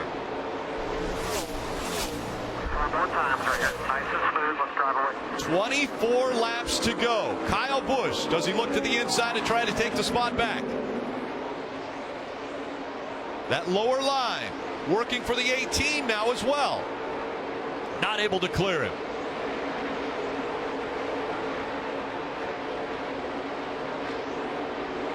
For the title, Kyle Busch battling back on the inside. Carl Edwards keeps the momentum up on the high side. You can see the advantage Carl Edwards gets running that top line. It just makes the back straightaway, the front straightaway, makes his speed so much higher. Remember, Kyle Larson is in front. He's winning this race right now. He's leading the field. He has a 3.5 second advantage over these two. But these two could care less who's in front of them. They know that this is the battle for the championship. Carl Edwards right now in front of Kyle Busch. Carl Edwards looking for his first ever Sprint Cup Series championship. He knows what he has to do. He has to stay in front of the other 3 competitors. See Casey Mears going by both of them. He just pitted 5 or 6 laps ago, so he has newer tires. Now the question is, can Carl Edwards stay conservative? Can he stay a line off the wall? Can he take care of the right side of his car? We're getting to that point. 33 laps on this set of tires, 22 to go. We've seen him run 40. We haven't seen them run past that. As the tires wear, is Carl Edwards using his stuff up? Is Kyle Busch saving some tire right here, or does he just not have enough car to keep up? How hard does he push it? That's a big question right now for Carl Edwards. He's out in front, and now he's put a big gap between himself and Kyle Busch. Those two were racing side by side hard, but now with Carl Edwards a big gap, does he save a little bit of his equipment in case there is a late run by Kyle Busch? Well, I think you're absolutely right. The 19 of Carl Edwards really races like this is for the race win. He manages about a 1 second gap back to the 18. A safe margin. Jeff gives him a little bit room for error, but doesn't push those Goodyear tires any harder than he needs to. 2 teammates racing for a title. Out in front right now, it's Carl Edwards. Kyle Busch running in the 3rd position, but just behind Carl Edwards for the championship. We've seen what these teammates will do to win a race. What will they do for a championship? If Kyle Busch is able to get back to his bumper, he made a comment earlier. He said, if I can stay with him, if I can get to his back bumper. When he was talking with Dan Patrick earlier this week, he said, if I can get to his bumper, I know how I'll race him. And in an effort to get back to his bumper, you've seen him change his line. Now he's running up on the high side. We saw him down at the white line, the corner before. He's searching, trying to find a place to make his car drive better. And Jimmie Johnson, the 48, back in the 6th position with 19 to go, trying everything possible to try to gain on these front 2. You see right here, it's still fighting that loose condition. A big slide by the 48. I think the 48 of Jimmie Johnson needs to be thinking a caution. They must have a caution. Come in, make adjustments, maybe gain some positions on pit road. Laps winding down. Under 19 to go. The 19 out front. Thing is, though, Rick, it's only 0.6 of a second between these two. Lap traffic, we saw this yesterday in the Xfinity race. Lap traffic somehow doesn't know which line they want to be in. They could block Carl Edwards. They could get in his way. This is the line Carl Edwards wants to be in, but as he goes to lap cars, how much time will that cost him?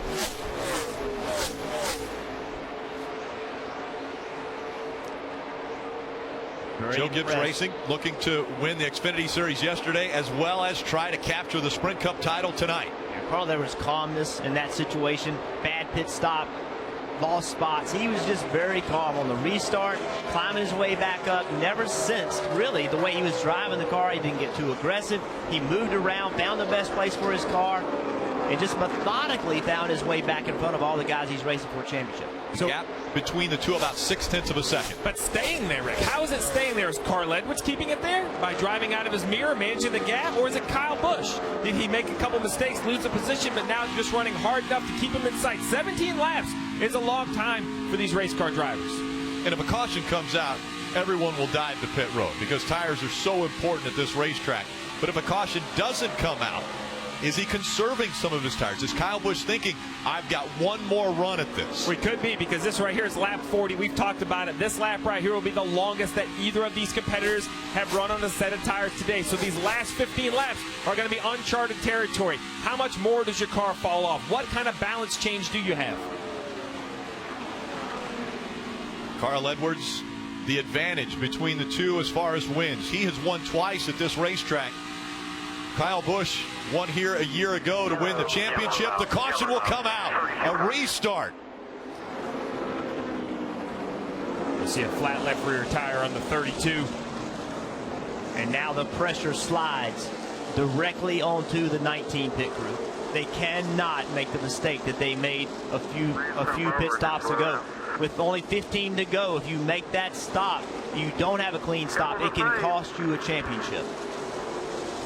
So much pressure now on the teams, on the pit crews, to not make a mistake. And does somebody gamble? Does someone like Jimmie Johnson gamble because they haven't shown the speed on the track? Could they gamble to get track position? Well, it's going to be a tough gamble. Jimmie Johnson's in 6th. If he was back in 10th, 11th, and 12th, I think you take 2 tires because you have nothing to lose. But in the 6th position, a good pit stop, restart 4th, you can win a championship from 4th. So I think Chad Knaus has to put on 4 tires. The question is, now it's a 15-lap run. We talked about how's your car going to handle for 60 laps. Put some air pressure in the tires, tighten the car up, put a little tape on the grill right here. We can do this. Come on. What do you need? Let me know. Come on. Chad Knaus needs that information from Jimmie Johnson to make good adjustment. That way he can make the change. But I agree with you. I think what you do is you say, okay, pit crew, I trust you. I trust you to give me some spots. We can't gamble. We can't race these guys on 2 tires. Pit crew, get me those 2 spots. Get me under the 2nd row. The other thing, do they need fuel? Can they use the gas man to do something different to speed up the stop? Yeah, as we see here, this is what caused the caution with the 32 in the left rear tire, but that's what it's going to be about. I would put a little fuel in it just in case we saw some NASCAR overtime, so you'll have that extra man to maybe pull a left rear tire. The bigger thing is, how much fuel do you want to put in for balance of the race car? If you don't put fuel in, Kyle Busch's wife, she's excited to give Kyle one more shot at this, but if you don't put fuel in, Rick, A, the car's lighter, which is great, but B, it also puts nose weight. The percentage of the weight is on the front of the car, should fire off a little quicker. There are 100 decisions going through the crew chief's mind right now. How about the driver? What's going through the driver's mind right now, Jim? Right now, clean pit stop, do everything I need to do, get closed up to the cars in front of me the best I can, get on the pit road, do everything right on pit road. That's the focus now. We'll get to the restart after the pit stops. Pit road is open. Here they come. Kyle Larson, race leader, leads them onto pit road. Mike. Jimmie Johnson telling Chad Knaus he can't rotate the center, needs more drive off. The call has been for 4 tires and more wedge adjustment. We've seen a lot of that from the 48 throughout the course of the day. This is the money stop for the 48, giving him an opportunity. Kelly.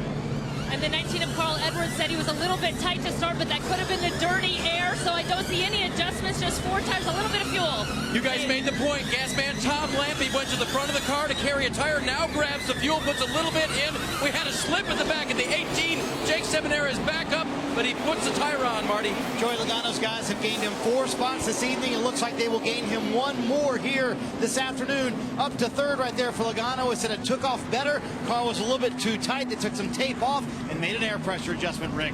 You see the red arrow pointing down next to Kyle Busch. The big mistake on pit road will drop him back. We'll be back for the restart. Chevrolet is the most awarded car company of the last 2 years. No way. Nice. Wow. Very impressive. Been waiting to get in this. This is my dream car. I love it. Can I just get this? Fierce. Chevy's coming out with some nice stuff. Introducing a paint to handle him and her and this. New Glidden Diamond Paint and Primer. Life tested to handle up to 2,500 scrubs. We know. We count it. New Glidden Diamond. Exclusively at the Home Depot. More saving. More doing. So, how's retirement? Staying pretty busy, actually. Busy? Busy. Busy's good. Honey, look. Number 18 in the house. He comes in here every day. Gets the same thing every time. You know I can hear you, right?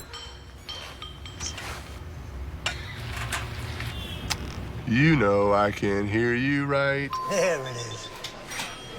I'll be here all week. For your many retirement needs, Nationwide is on your side. I'm Clay Matthews, and I'm good at football. And so is Verizon. Because now you can watch every live, local, and primetime game on your phone with NFL Mobile. exclusively on Verizon. All without using your data. That's better than good. It's the best. And I'm the best. Watch live NFL games, NFL Red Zone, and more with NFL Mobile, all in HD, only on America's Best Network.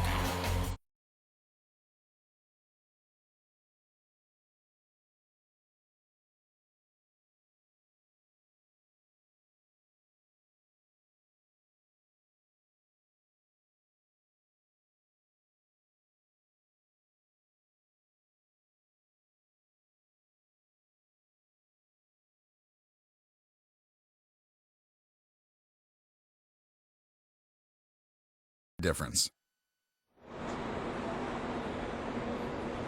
Definite disappointment on the 18 team as the last pit stop. Definitely not what they were hoping for. Take a look at the rear tire changer. Well, it all starts with the lug nuts. He gets to the tire pretty good, but then he's in a rush. You see the sparks flying. The tire's not coming off. He's not getting the lug nuts off clean. The front easily beats him. Well, then in the rush, he tries to make up time around the car. Compounds one mistake with another mistake. Falls. Ends up being a little over 14 seconds. 3 positions on pit road. And those 3 positions most definitely could be a championship. Kyle Larson still out front. Carl Edwards came out in front of Logano, Johnson, and Kyle Busch.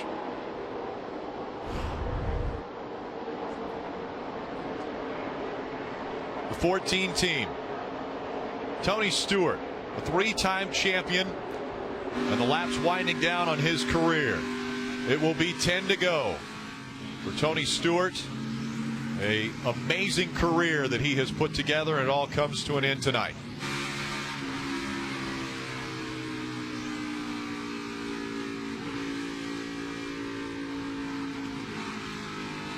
So now as they line up, Kyle Larson picked the outside. That put Carl Edwards on the inside. The guy that's done the best job all night long on restarts is Joey Logano, starting right behind Carl Edwards. Can Joey Logano lay back a little bit, get a run, get alongside the 19 as they enter turn 1? Yeah, and the 48, 6-time champion Jimmie Johnson, the car just hasn't agreed with him. Checking out, you heard him before the pit stop. What do we need? Big adjustments on the 48 and to his outside. The 18 of Kyle Busch, a poor pit stop, but now he lines up in the outside. No one's better rolling the top than the 18 of Kyle Busch. And you can bet Kyle Busch will try to make that happen. He's unbelievably good on that outside on restarts. 10 to go. They come into the restart zone. Kyle Larson, the outside. Carl Edwards on the inside. Green flag back in the air. They're blocking. Good go down low. Carl Edwards into the wall. He got tagged by the 22. Big hits by the 19. And the caution comes back out again. That is exactly what we saw Joey Logano was going to try to do. Big fire of the 78. But that is what we thought was going to happen. Obviously, the wreck isn't what we thought. Martin Truex Jr. needs to get out of this race car. Very aggressive on the restart. The flames rolling out from underneath the hood of the 78. Red flag comes out. Martin Truex Jr. is out of the car.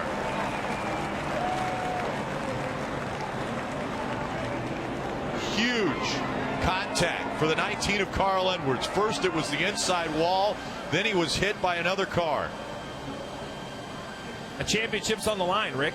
The 22 gets a great restart. The 19 blocks. They make contact. Look at the damage on the 19 car. A couple huge impacts. And we thought that's what was going to happen. The 22, Joey Logano, has been so good on restarts all night. The 22 gets a big run. Carl sees him coming. He goes to block. 22 does not slow up. Stays in the throttle. Big wreck. And the 22 really ended up getting a lot better out of that situation, because it looked as though Brad Keselowski laid completely off of him, the 22's teammate. Well, he wanted nothing to do with it. He didn't want anything to do with the accident or the championship battle. But you see the 48's blocking the 2 to the bottom.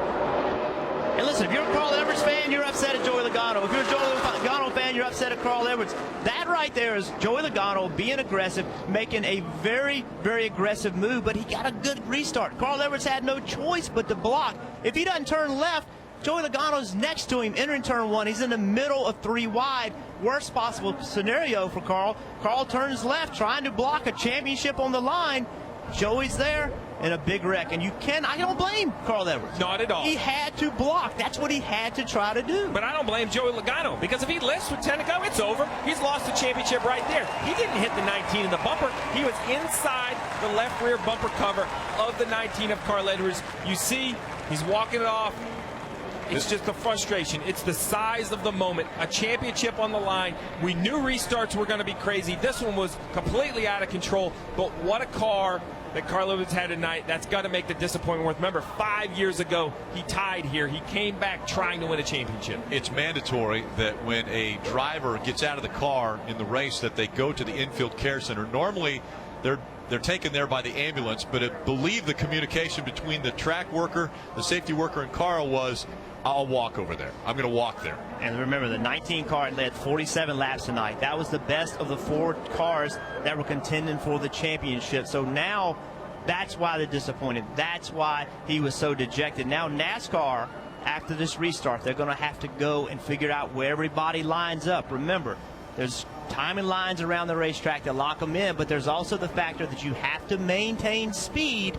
You have to maintain a certain speed. So right now, NASCAR is looking at those scoring lines, and we'll watch replays to determine where to line everybody up.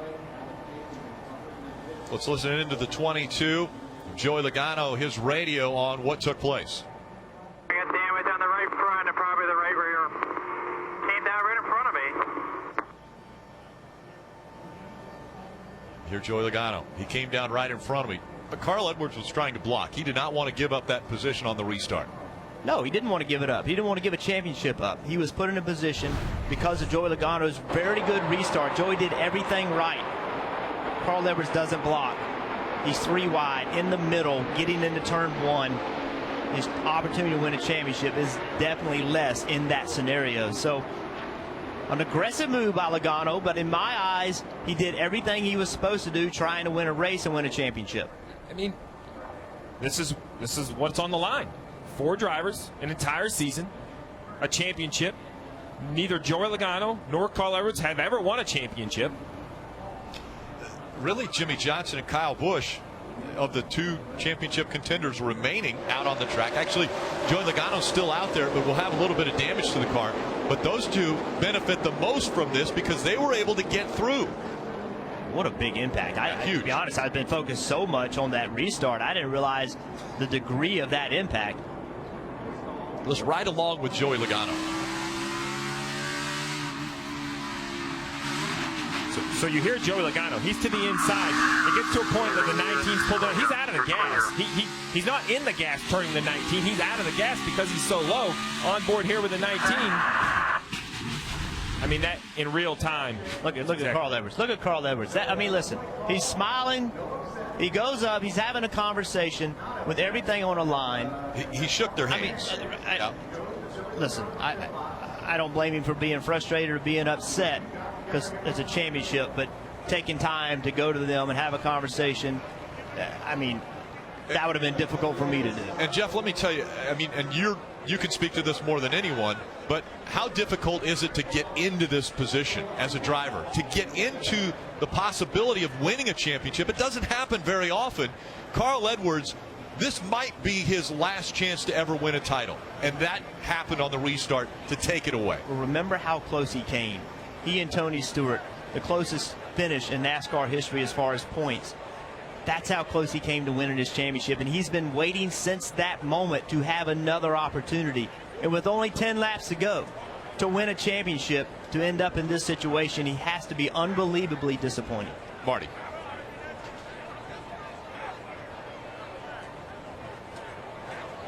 Walking along with Carl Edwards, and he has to go to medical first and be cleared, guys, just as you know. So he's going to go do that first. But he walked up to apologize to Todd Gordon, said it was 100% my fault. And in fact, he told Todd Gordon, he said, tell Joey, go get it, go win this thing. So that's what he told Todd Gordon when he went up there, shook everybody's hand on top of that pit box, said, my fault, 100%. I'm sorry that I came across his nose like that. So what a class move by Carl Edwards. And we saw that after the 2011 championship. First guy to Tony Stewart's window, Carl Edwards. Tonight, a big wreck here. First guy up to apologize, Carl Edwards. Well, Rick, if I'm a crew member on the 19 team, if I'm Dave Rogers, Carl Edwards crew chief, I'm completely okay with this. Those are the moves you have to do. No one wanted it to end like this, but if he allows the 22 to get to his left with 10 to go, stuck in the middle 3 wide, he knows he's ran these restarts all night long. He was not going to be in the right position. He was going to lose the lead. We talked about what would teammates do to one another to try to win a championship. Well, what as a driver are they willing to do to win a championship? Carl Edwards just proved they're willing to do about anything to try to protect the position. Steve, it's racing. That's it. Racing is going to be aggressive. And then when you add a championship on the line, guess what? It's going to become more aggressive. Joey Logano, great restart. Carl Edwards had no choice but to try to block. And it looked like Carl Edwards said to the fire and rescue gentleman that's walking with him, hey, thanks for walking with me on this. Normally it's a ride. It was a wild ride for the 19. After an incredible race, it ends 10 laps too soon. This is the new 2017 Chevy Cruze. I'm only going to show you half of it. What do you think? I think it looks very sleek. The lights remind me of Audi lights. And it starts at $22,190. Nice. But there's another side to this car. Oh, wow. I love This is it. the first ever Chevy Cruze hatch. Well, that's impressive. Wow. So check it out. Yeah, that's awesome. I do like it a lot. Now that you know it's a hatchback, what does it make you think of? A young professional / weekend warrior. The whole business in the front, party in the back sort of thing. Introducing a paint to handle him and her and this. New Glidden Diamond Paint and Primer. Life tested to handle up to 2,500 scrubs. We know. We counted. New Glidden Diamond. Exclusively at the Home Depot. More saving. More doing.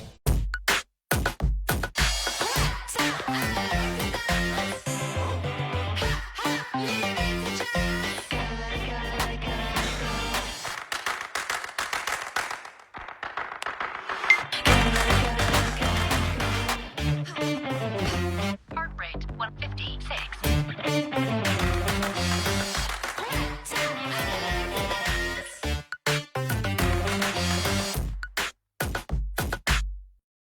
So, how's retirement? Staying pretty busy, actually. Busy? Busy. Busy's good. Honey, look.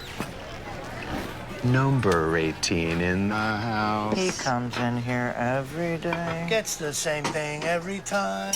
You know I can hear you, right?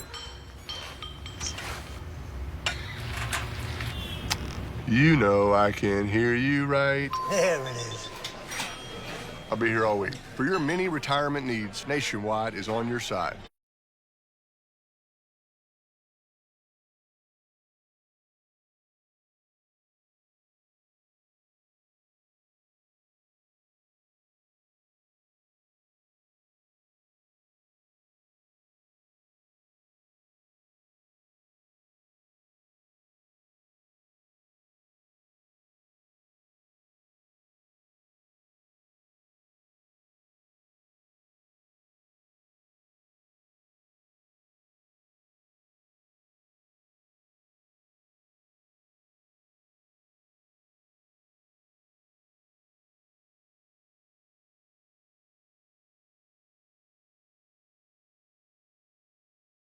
This is how you Sonic.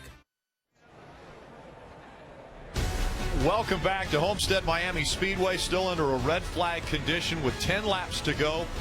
The 3 championship contenders that are still on the track will be right together. 48, 18, and the 22. Mike. Well, there's two sides of the emotional spectrum, Rick. Obviously, we just saw the disappointment of Carl Edwards there, but on the other side, the beneficiary, the 48 team. They were looking for a little bit of a Hail Mary, so to speak, to make this happen. This may be the break they need. When that transpired, look at the reaction from Chad Knaus. He wasn't the only one. The entire 48 pit box just exploded. You see Jeff Gordon back there as well. They're pretty excited. They now know they have an opportunity, perhaps, to turn in that historic 7th championship. 78, Martin Truex Jr. Driver was treated and released from the infield care center after the fire underneath the hood. The 2 of Brad Keselowski also has been to the infield care center and released. Involved in this accident on 258, Keselowski, Casey Kane, Regan Smith, of course the 2 chase contenders, Carl Edwards and Joey Logano, Chase Elliott, Ryan Newman, Martin Truex Jr. and Ty Dillon, all involved on the restart. A lot of cleanup needs to be done. We saw the fire underneath the hood of the 78, so fluid was coming out of that car. He was up against the wall. Also, The 2 had a lot of damage to it as well, so they continue to clean up the racetrack. It's going to be a sprint to the finish, and so they will make sure that the track is clean for anything.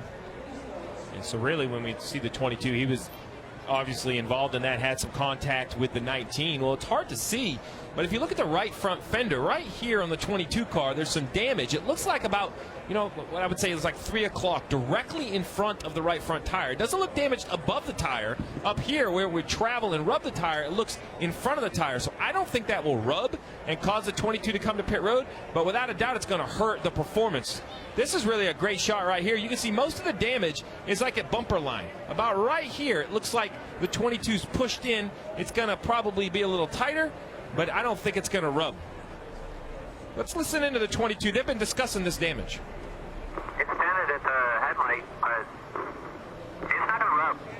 I think it's going to be good. And I agree. I mean, and let's be honest, Rick, even if it rubs, they need to stay on the racetrack. There are too many cars in the lead lap pitting, and pulling on that fender does them no good. A championship's on the line. So the 22 car, definitely not in pristine condition, but not as heavy damage as perhaps I thought when I saw the initial contact.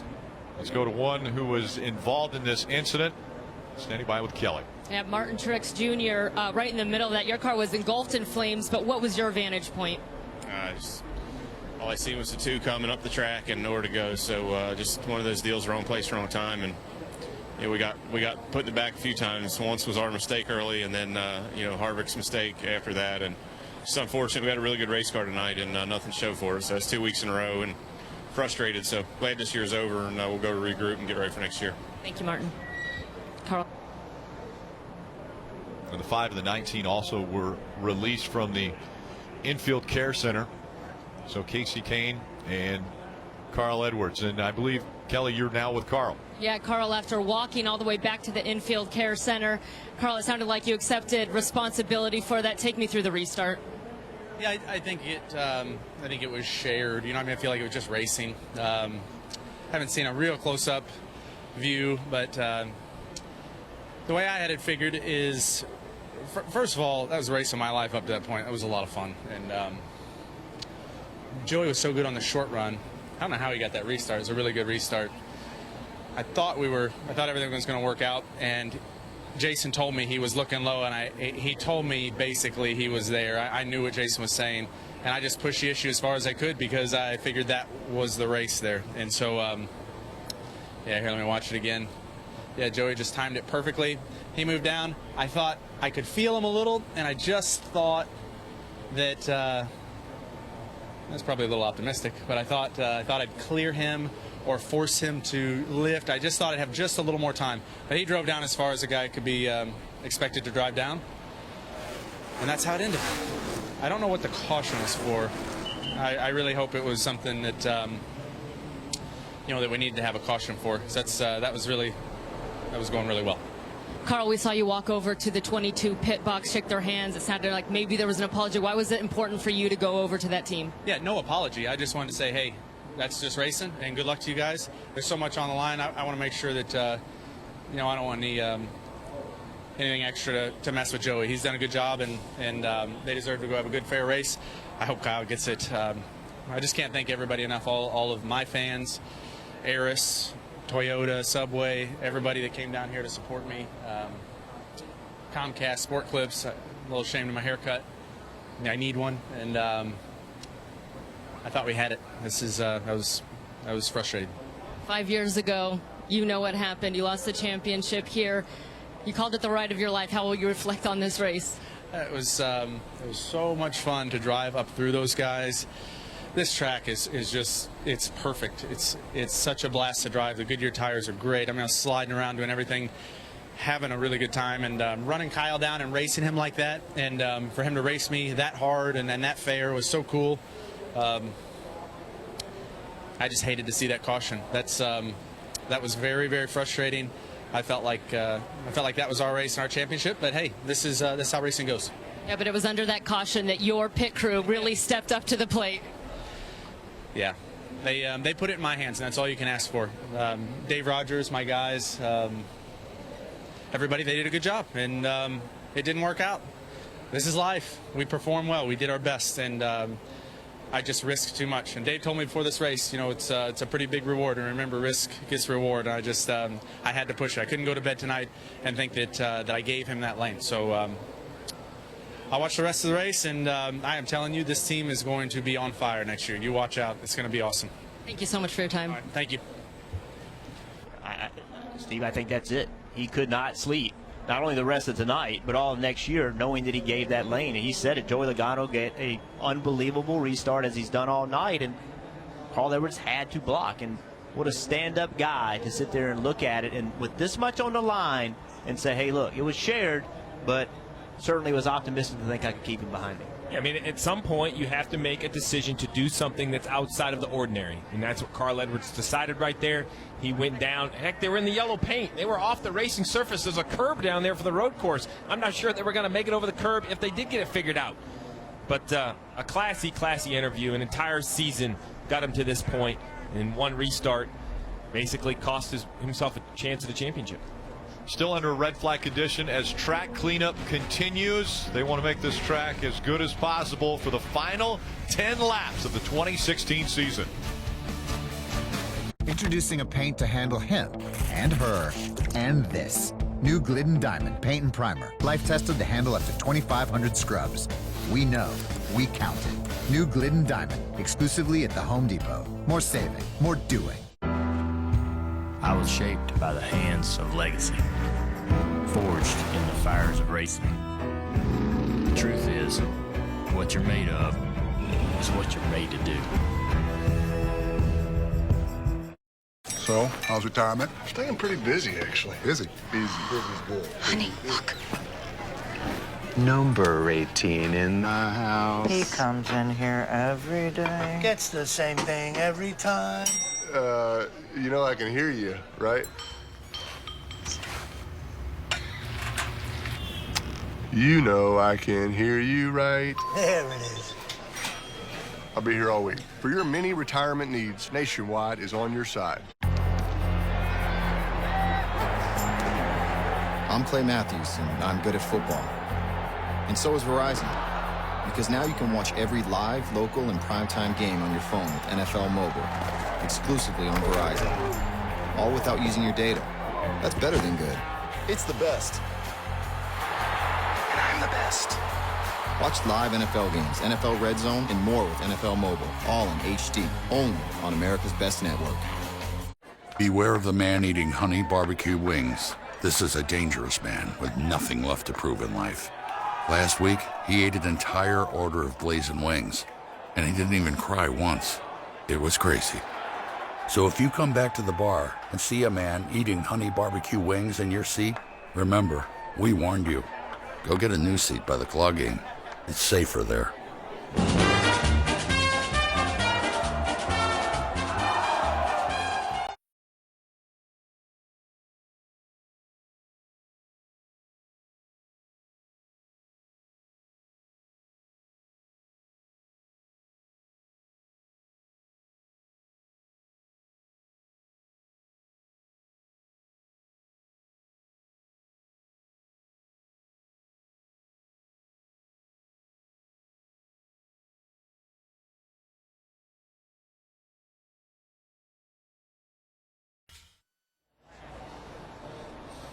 Welcome back to the Ford EcoBoost 400. Still under a red flag condition as track cleanup continues in turns 1 and 2. That's where on the restart everything went crazy. Carl Edwards trying to hold his position. Joey Logano trying to take it away. That was a race for the championship. Carl Edwards turned into the inside wall, then back up across the racetrack. Quite a few cars were collected and fluid on the track, and so they are doing extensive work in turns 1 and 2 to clean up all of the fluid and speedy dry that they're putting down. They'll want to clean that up as well. Let's go back trackside to Dave Burns. Standing by with crew chief of the 18, that is Adam Stevens. And Adam, you told Kyle there may be another opportunity for him. Here it is. Yeah, it's just a crazy race. It's been a crazy year, to be honest. This chase format is just tough. You're jumping through a ring of fire every 10 minutes, it seems like. So find ourselves with an opportunity here to win this race maybe and come home with another championship. You and I talked about at the beginning of this race how you like to avoid crowds. If you win, there's going to be a big one. Yeah, crowds really aren't my thing, but, kind of comes with the business, and I'll be happy to mingle with this crowd later. Do you feel like you need to stay out here or come down? Well, we don't even have a full lap on them, so there's absolutely no reason to pit right now. All right, Kyle Busch with the tires they just put on. We'll see what he can do. And that was calm, cool, collected for a crew chief. I think he understands it's out of his hands right now. I was going to say. The tires were changed. Their crew did a great job. Now it's in the hands of the driver. This is that moment. This is that moment as a crew chief where all the preparation, putting the right team together, making the right decisions, race strategy, car setup, all of those parts and pieces to the puzzle have been executed. And now it's purely up to Kyle Busch, a little bit on the spotter, but mostly up to Kyle Busch. There's a reason the drivers are the stars of the sport, and that's because tires have air in them. They're brand new. We're getting ready to see the stars go race for a championship. Can he respond? That will be the big question. Let's listen in to Kyle Busch's radio just moments ago. 22's got right front damage. 19 out. So it's you in the 48. So the team already has said it's going to come down to the 18 and the 48 for the championship. Yes, it is. And we believe we understand the lineup. We don't have this official just yet, but we believe the 42 and the 4 will be the front row. And guess what? The 18 and the 48 will start right beside each other.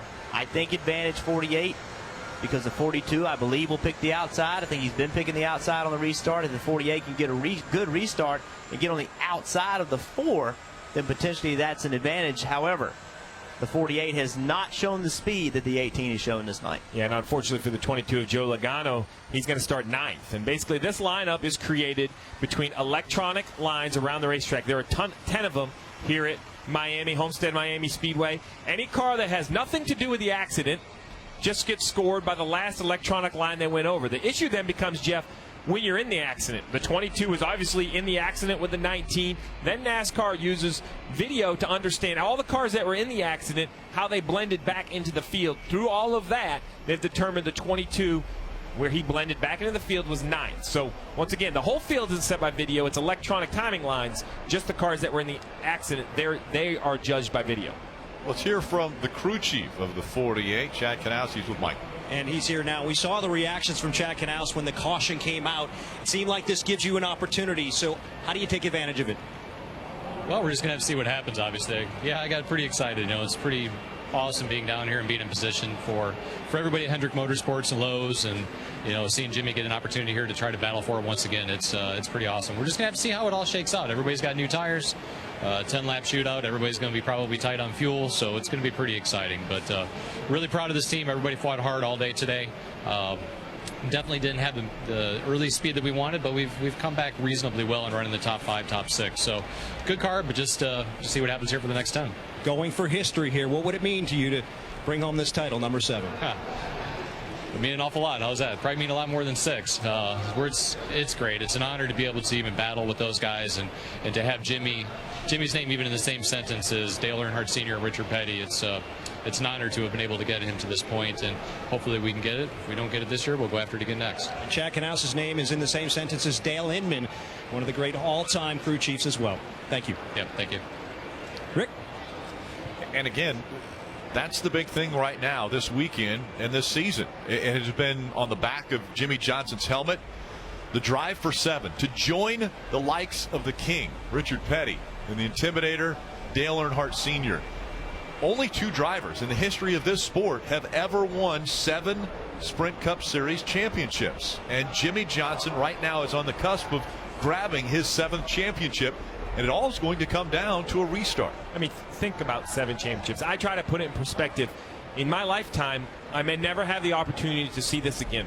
When you look at Jeff Gordon with multiple championships retired, Tony Stewart retiring, Kevin Harvick with 1, Kyle Busch with 1. I just don't see on the horizon the run that Jimmie Johnson was on. He won 5 in a row, came back after a couple years off, won his 6th, or a couple years out of the championship picture, won his 6th. And then in a new format comes all the way down to Miami with a chance to win historic number 7.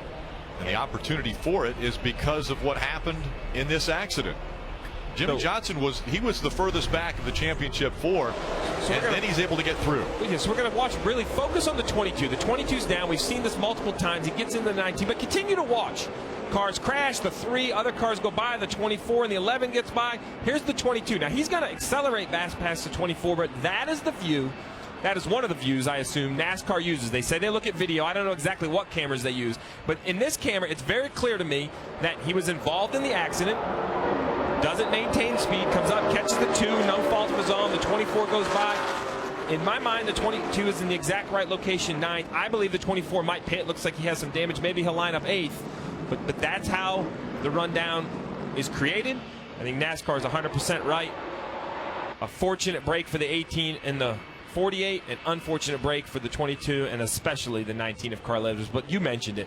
I was so focused on the championship battle, Jeff, I almost lost track, and it's an awful thing to say, of some major impacts between the 78 and the 2, and I think it was the 5 of Casey Kane. Yeah, and winning championship, you've got to have some breaks along the way. And is this the break? Is this the break that Jimmie Johnson needed? Because he didn't have the car that was fast enough. The other cars definitely seem faster, but now he's going to restart 4th with an opportunity. And he's starting right next to the guy that he has to beat. So he knows exactly what he has to do. It's a clear picture. You've got to beat the 18 car of Kyle Busch. And also, was it a good break for the 18 of Kyle Busch? Remember, they had a bad pit stop. And this helped them potentially overcome that bad pit stop. They thought they were done. They thought with that bad pit stop, their night was over. But guess what? They're going to start 3rd with the guy they got to beat on their outside. So their championship path is clear to them as well. And again, everyone that was involved in the accident was checked and released from the infield care center. Let's go to Marty. Well, Rick, we've heard the other teams kind of count out Joey Logano and his race team, so I want to tap into Steve's brain real quick. They're going to restart 9th, as you guys mentioned, but it looks like there's going to be 17 cars on the lead lap here. They have that right front damage. What would you do, Steve? If you were Todd Gordon, would you come down pit road, put on tires here, make sure that right front damage is okay? Those tires might be worth at least a little something. No, I think, they only ran into turn 1 at speed. I think the tires are still brand new. I think you have no idea what could possibly happen as far as fireworks on this next restart. Jeff just mentioned the 18 had a bad pit stop, and look, he's right back in it. I think the 22 of Todd Gordon and Joey Logano coming to pit road, you perhaps could restart 16th, 17th. There's no plausible situation that I see the 22 getting back to the front, but from 9th, maybe 8th if the 24 pits. Look, we haven't got to overtime yet. We still have 10 to go. We could have 2, 3, 4 more restarts, but tires don't bring any advantage to the 22. I think at this point, they're going to have to be committed. Hope the right front doesn't rope. And you brought up something right there about overtime. We just heard Shaq Canal say everybody's going to be tight on fuel, because they didn't put enough fuel in these cars to run 30 laps. If you get a situation where you get overtime and you have several restarts, who really gambled? Who really short on fuel? Who didn't put enough fuel in planning for that? Shaq Canal's brought it up. It makes you wonder if he's a little concerned. You talk about fortunate situations. This is just one race. Now, while it's one race to determine the champion, it took 9 other races to determine it was these 4. Right. We could go back through those 9 races, and there's so many different moments that changed the course of this chase. Whether it's the caution under green flag pit stops at Martinsville. Well, how about the 48 of Jimmie Johnson choosing not to come to pit road at Martinsville under that caution, restarting in the 2nd row? The 4 of Kevin Harvick winning and then breaking an engine in the 1st round. I mean, there are so many different storylines that are created over the course of these 10 weeks. That is why we saw Carl Edwards do what he did. It's so difficult. You mentioned it, Rick. Will he ever get back to this? It's so difficult in this format to get to the championship 4. There's just so many hurdles you have to jump over. This is the first round of this format that Kevin Harvick hasn't advanced to. And Kevin Harvick was strong all season long, all chase long. As I mentioned, Kevin Harvick, let's listen into his radio. Have any idea what the 18th plan is here? Going to be honest and ready to push, or do you think he's going to bonsai? I haven't seen Earl down here talking with the 42. Yeah, so there's the question. We just saw Joey Logano make that aggressive move trying to get underneath Carl Edwards. Carl Edwards blocked. Well, what is Kyle Busch going to do right here? Is he going to try to push the 4 car, assuming the 4 car is on the bottom? Is he going to try to push him by the 42, or is he going to try to time it just right and make it 3 wide getting into turn 1? That's the question that Rodney Childers was asking. Let's check in on the 18, Dave. And Steve, Adam Stevens would agree with your hurdles comment there about this chase format. I asked him this morning, if you're the first multi-winner in this elimination format, what would that mean? He said, well, it means we can put a plan together, we can execute, but maybe more importantly, it means we had a lot of good fortune because this format is so challenging. One little thing and you're knocked out. They've made it here. They've got a shot. Rick, we've talked all weekend long. We saw it in the Xfinity race. How are the non-chasers going to race the chasers? Well, what decisions will the non-chasers make that will affect? Kyle Larson in the 42, a dominant race car, has led 124 laps today, the leader of the race. He has lane choice. Why that's important is because when you look behind him, the 18 of Kyle Busch will be on the inside of the second row. The 48 of Jimmie Johnson will be on the outside. Arguably, I would say whoever starts behind the leader is going to have the biggest advantage. Maybe, Jeff, you disagree. Maybe the guy on the inside can jump the restart. But Kyle Larson's decision, and it should be his decision on how he thinks he should win the race, is going to directly affect which one of those championship hopefuls has the advantage on the restart. Yeah, knowing Kyle Larson and how he races, I would be surprised if he didn't take the top. Unless he looks at the racetrack, we saw that oil dry on the racetrack, but he doesn't feel like that's clean, and he's going to have to run the middle through that, then maybe he would take the bottom. But I think Kyle Larson will probably take the top, putting Jimmie Johnson behind him. But that's my opinion. That's what I would do if I was driving a 42. But guess what? I'm not driving a 42. After a 31-minute, 9-second red flag, drivers had a lot of times to think, and 2 drivers potentially could affect the championship. They're out front. We saw that last night, Steve. We really did. Last night it seemed was going to come down to the 4 championship 4. They had run the race, but Cole Witt in the 14 decides to stay on the racetrack. They were out of tires. They feel their best strategy is to stay on the racetrack. He stays out. He doesn't go on the start. Elliott Sadler on 2 tires gets a good start. The 19 of Daniel Suarez easily goes by them. The 19 of Daniel Suarez wins the championship. That choice by the 14 car, although unpopular, he had the right to do it. I didn't agree with it, but it definitely hurt a driver like Eric Jones and his opportunity to win the championship, as well as Justin Allgaier, the 2 cars that lined up behind him in the outside row. This situation's a little different. Kyle Larson has been the best car. He's going to pick what lane gives him the best choice to win the race, but it's the same premise that a non-chaser could inadvertently affect the championship. But I think this situation is completely different. You have 2 cars on brand new tires at the start of the, with a chance to win the race. Last night we had a car with old tires, way older tires, without a competitive car leading. Here you have Kyle Larson, who's had the best car all night, Kevin Harvick, who's won a bunch of races this year, both on the same tires as the guys behind them. I think the best thing they can do is go run their race. Just go race to win the race. That's what these guys need to do, because that's what they're here to do. They're here to win the race, and they have cars capable of doing it. Kyle Larson has led 125 laps. And second to that is Kevin Harvick. He's led 79 laps. Yeah, that's the big difference. Those 2 have run up front all night long, so they have been good all night long. Totally different from what last night, where Cole Witt hadn't run up front at all. Right. And I'll argue that if they don't go try to win the race, that's more of an effect on the championship than anything else. Just go do what's best for your car. That's what racing is all about. That's what we just saw with Carl Edwards in the 22. I think the least of our concern is Kyle Larson and Kevin Harvick trying to win this race. I mean, those 2 guys, they're going to be giving everything they got. That's what they're supposed to do, and that's what they will be doing. I mean, winning a cup race is a special thing. It's hard to do. It's difficult to do. Kyle Larson's only won 1 of them in his whole career. And Rick, road's going to be open here. I'm expecting that we won't see anyone take advantage of open pit road other than some guys at the back. Well, Chase Elliott came with damage. So the only reason why I'm bringing that up is, unfortunately, it's a negative for Chase Elliott. He's going to have a penalty. But more importantly, for the 3rd of our championship 4 that's still on the racetrack, Joey Logano, that moves him from 9th to 8th. Gives him the outside lane. We still have 8 to go. There's a lot of racing left. So I don't think we want to, close our eyes to the fact that Joey Logano still on the racetrack will be lining up outside row 4. More than likely it'll be a 6-lap shootout. They'll go around one more time before they let them know 1 to go. And Rick, you mentioned all the speedy dry that was put down in turns 1 and 2 required, and we saw fire and fluid all over, but Now the question is, Jeff, you think you know which lane is preferred, but is going to be a lane. I mean, look at this mess down here. Is the top lane, the safety work is going to do the best they can, but nothing cleans off the track like race cars. So is the grip level going to be there? Is it going to be the same grip level these drivers have had all night entering turn one? Yeah, that's such a difficult call for a driver right now when they go through that corner. First of all, when NASCAR says, okay, track's good, we're going to go race, Joey Logano on pit road right here. 22 decided to come to pit road, Marty.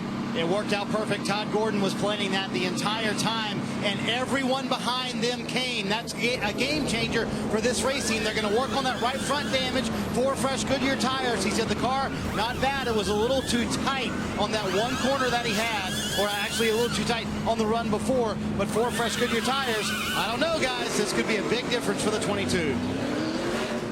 The fresher tires are going to be really a half a lap. So, yes, they are fresher tires.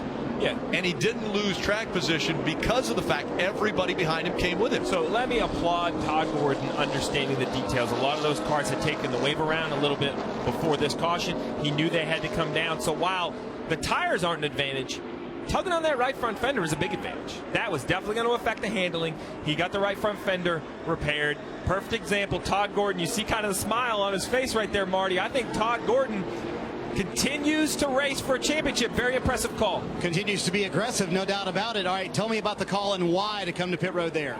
I felt like a lot of guys behind us had come. Obviously, everybody came, but had damage on the right front. I want to get that pulled back out. Tail corner had some damage. Wanted to get a cap on that and pump tires up. This guy on a restart with 5 to go, I'll take him any day of the week. Was there any question in your mind you were coming? No. All right, what did Carl say when he came up here? He said that was good, hard racing. Totally my deal. Go take care of this thing.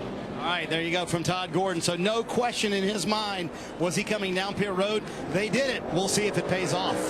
Interesting thing right there I heard Todd Gordon say is that get the tires pumped up. And what that means is these tires, you know you're going to have a short run. Put up more air pressure in it than you would if you were going to have a long run. So that makes more grip. The other cars, they did the same thing, but they have sat under red flag for a period of time. Quite possibly, they have less air pressure than where the 22 car has of Joey Logano. Joey Logano's tires have no heat cycles whatsoever. So I think there is an advantage. I don't know if it's enough advantage in 5 laps to get back to the front, but I think he has an advantage with tires. So, Jeff, my question is, we see row 2 of the 18 and the 48, but row 3, 2 Joe Gibbs teammates. Is that an advantage that Kyle Busch perhaps won't have to block to his left, won't have to look into his mirror? I can't imagine the 20 of Matt Kenseth is going to press the issue for a top 5 finish. He's going to allow Kyle Busch to race for a championship versus Jimmie Johnson, who's going to have to be aware of the fact that Denny Hamlin behind him, I'm sure would love to jump to his right rear quarter panel, slow him down to help his teammate of the 18. Well, one thing we know from Joey Logano, he's going to get a good restart. I would be shocked if we don't see him have a really good restart and being able to push the issue getting into turn 1. It all comes down to this. 5 laps to go. Lights are off on the pace truck. He'll make a hard left turn and come down to pit road, putting the field back in the hands of Kyle Larson and Kevin Harvick. They make up row number 1. Larson has once again chosen the outside line. Behind them for the championship, Kyle Busch on the inside, Jimmie Johnson on the outside.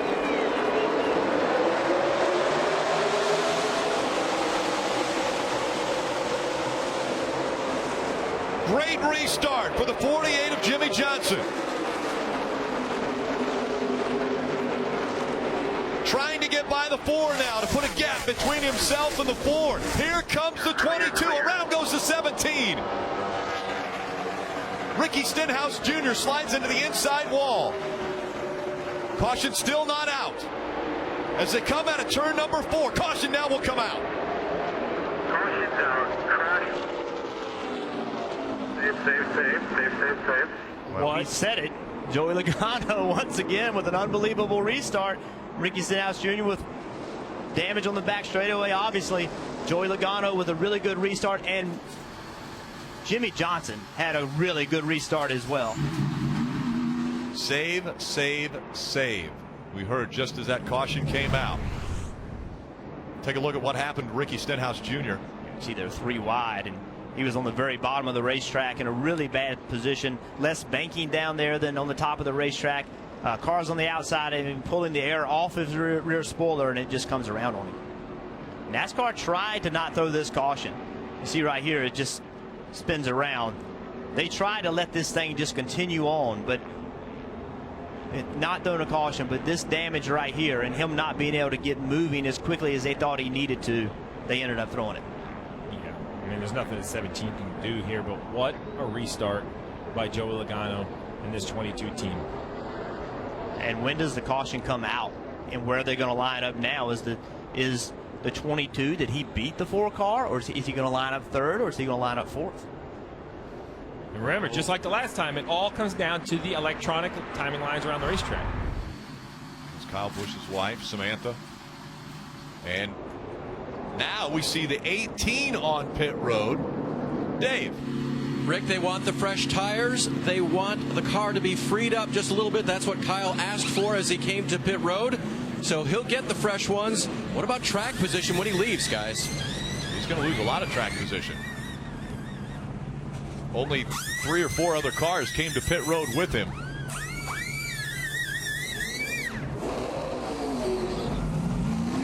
I have to ask myself if perhaps they thought they needed fuel. They're going to lose just so much track position. I mean, I know it's unlimited NASCAR overtime. If the field doesn't get back to the overtime line, we could continue to do this multiple times, but I'm just not sure that I would give up the track position. He was close to the front while he didn't feel he had the car to beat Logano or Johnson. I'm not sure. We got to remember now, I believe the 22 is going to start right behind the 48. We just saw the 22 and the 19 crash. I'm just not sure I would have given up the track position. The only thing I can think is that they saw the 22 with those tires just blow by them, and they thought, hey, there's no way we can do this with the 22 having better tires. Maybe they looked at that 22, and the 22 forced their hand. Yeah, I mean, in my mind right now, Larson and Jimmie Johnson are on the front row. Joe Logano, it appears, is going to line up 3rd. We'll get confirmation from NASCAR off the electronic lines to make sure that's true. But if that is the case, that's going to put him inside row 2, which is really the same situation he was in when the big accident happened. We already know Joey Logano gets great restarts, so I expect to see Joey Logano on the bottom 3 wide. I think Kyle Busch still had options. I'm not sure that tires were needed, but I thought that about Joey Logano, and he just passed 4 cars in the last restart, so perhaps they're feeling some more tire wear than I gave him credit for. And if everything goes the way we just saw it, and Kyle Larson picks the outside, well, it puts Logano on the inside behind the 48. So, you know, we set the stage again for an exciting turn 1. One more time around until the green flag will fly as we are getting ready for overtime. Football night in America, followed by Green Bay versus Washington. That's coming up next on NBC. And following the race on NBCSN, it'll be NASCAR America post-race show. The championship celebration, trophy presentation, all will take place on NBCSN. 2 hours of coverage of post-race. Listen in to the 48s. Here's what they said on the radio. Hey, make sure NASCAR stays on top of guys laying back on the start. They were definitely laying back that time. Obviously, it would be happening again here, too. So just be aware of that. Yeah, the problem with that was the 48 laid back more than everybody else did on that restart. But with the 22 behind him, that was the call saying, hey, don't let that 22 lay back to get this restart. But the 48 on the restart before laid back on the 42 to get the restart he got. Why? Because this is the same lineup that we saw the 22 get such a great run on the 19. Now we have Kyle Busch starting on the outside, multiple rows back. Will he get fortunate enough to get a couple shots? Will there be an accident? We've seen Joey Logano. Probably he is A+. He has had the best restarts of anyone up through the gears. And he has dove to the bottom of the racetrack. That's how Carl Edwards tried to block him in this exact same situation. Now, Jimmie Johnson on the inside. Kyle Larson on the outside as we get ready for overtime. Coming back into the restart zone.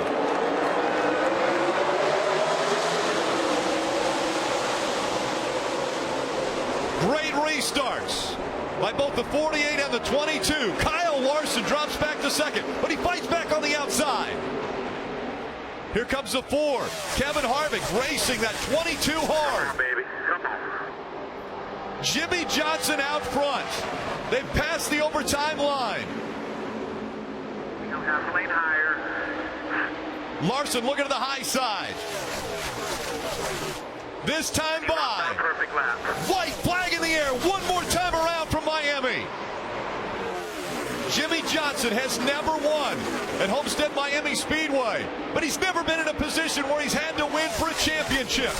Down the backstretch he goes. A half a lap away from the championship. Jimmie Johnson through 3 and 4. Make room. Richard Petty and Dale Earnhardt. There's another 7-time champ. Jimmie Johnson wins his 7th NASCAR Sprint Cup championship.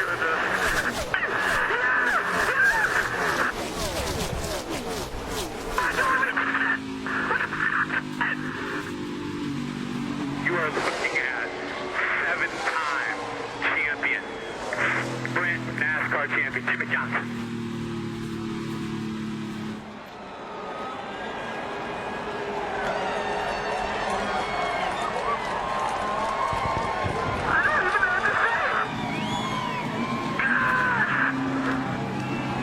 Jimmie Johnson, man, I am so proud of you. So proud of you. You're a good man. You're a great champion. Now you're a 7-time champion, brother.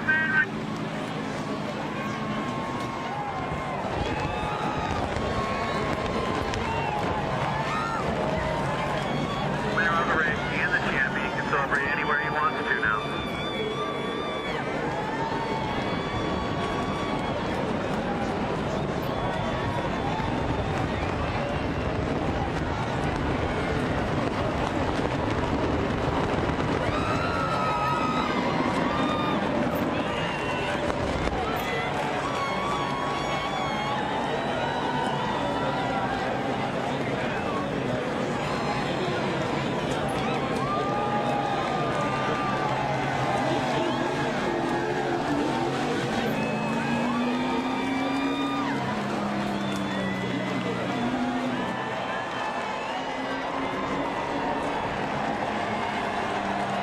Jimmie Johnson. He's celebrating at Homestead Miami Speedway. This moment presented by Sunoco, fueling victories all season long.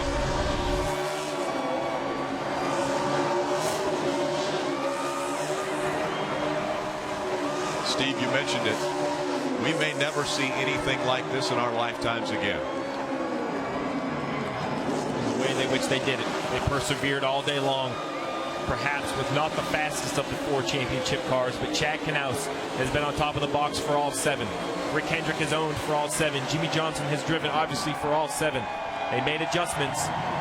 They continued to battle. They won the race and the championship.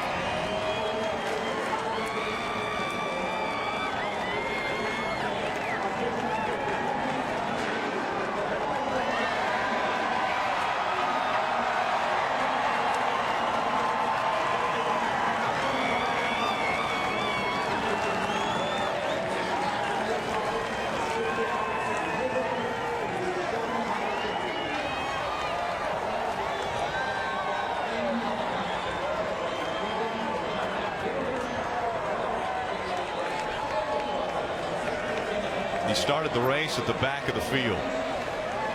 Methodically worked his way up to the front. Continued to put that car in the right position.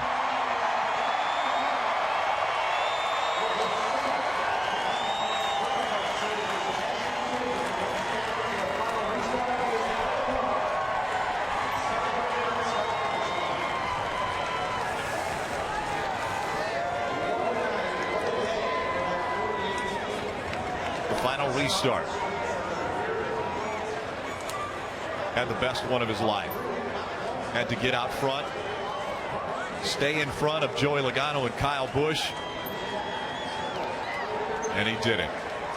He wins the race and the championship. Jimmie Johnson and the 48 team, they're going to head to the championship stage. We will talk to Jimmie Johnson right here on NBC. As he works his way back, the 7-time champion about to celebrate. He mentioned it.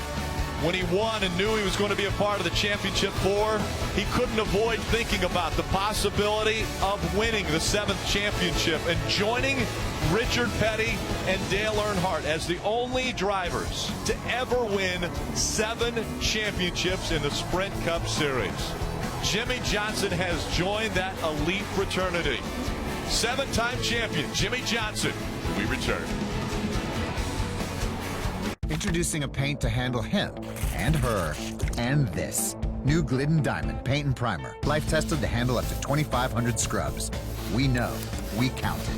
New Glidden Diamond, exclusively at the Home Depot. More saving, more doing. I was shaped by the hands of legacy, forged in the fires of racing. The truth is, what you're made of is what you're made to do.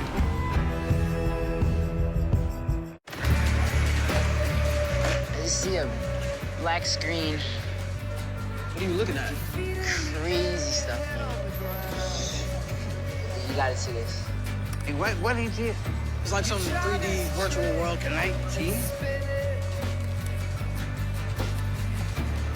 Oh, yeah.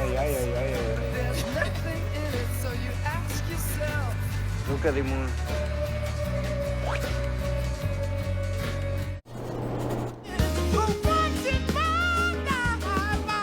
John Baptiste has mastered new ways to play old classics. With Chase ATMs, he can master new ways to deposit checks too. Easy to use Chase technology for whatever you're trying to master. Beware of the man eating honey barbecue wings. This is a dangerous man with nothing left to prove in life. Last week, he ate an entire order of blazing wings, and he didn't even cry once. It was crazy. So if you come back to the bar and see a man eating honey barbecue wings in your seat, remember, we warned you. Go get a new seat by the claw game. It's safer there.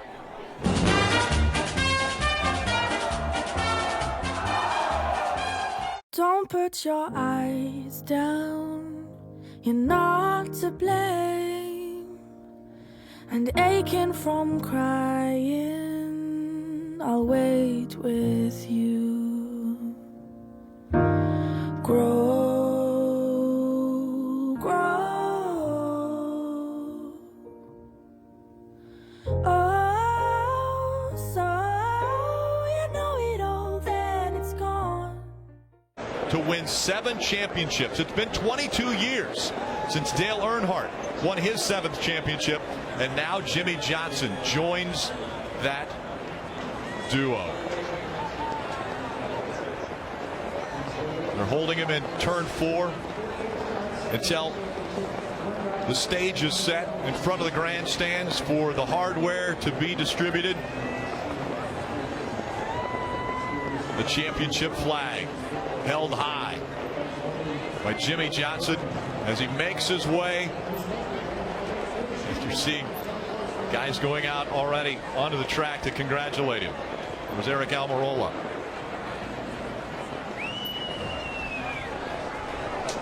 He couldn't wait. He decided to run all the way to turn 4. Let's go down to Marty. Rick, we're making an impromptu victory lane down here with Jimmie Johnson. We'll let him climb out of the race car. We certainly want to give 7-time his due. Jimmie gets to get out. And Jimmie, I gotta ask, as a kid from El Cajon, California, did you ever dream this would be possible? Oh my gosh, there is no way on earth. Just beyond words, and didn't think that the race was unfolding for us like we needed to be the champs, but we kept our heads in the game, and Chad called a great strategy, made some great adjustments for the short run. Some luck came our way, and we're able to win the race and win this championship. I wouldn't be here without so many people believing in me and giving me this chance, from my dirt days and my parents, of course, first and foremost, my brothers, my wife and family today, car owners, sponsors, Chevrolet, Lowe's, so many amazing people along the way that believed in me, giving me this chance. Jeff Gordon, Rick Hendrick, all the men and women at Hendrick Motorsports have been working so hard to get these cars fast, and giving me an awesome 15 years at the company. Just thank you. I mean, from the bottom of my heart, I am so thrilled to be here in this moment, so grateful for the opportunity, and so thankful and blessed. I I'm lost for words. Petty, Earnhardt, and now you can say Johnson. What is the significance of the 7th for you, Jimmy? It's big. It has a lot of different meanings. You know, the number 7 is a very special place in my heart. With Ricky Hendrick, as a lot of people know, for some reason I just felt good and calm today, and things just kind of unfolded at the end for us. And I know it was help from above. Al Schill Jr. also ran the 7 car, good friend from the short track days in the Midwest. We lost him a long time ago. His number was 7. There's just a lot of different things with 7. Even in my younger years on dirt bikes and things like that, 7 was always around. So in my heart, I wanted to believe it would happen, and it has, and I can't believe it. Congratulations, Jimmy. Thank you so much. All right, we're going to let him go celebrate, and Jimmie Johnson with an impromptu victory lane here in turn 4, Rick, and he's going to go celebrate with his team here momentarily. 7 championships. He mentioned the 7 of the late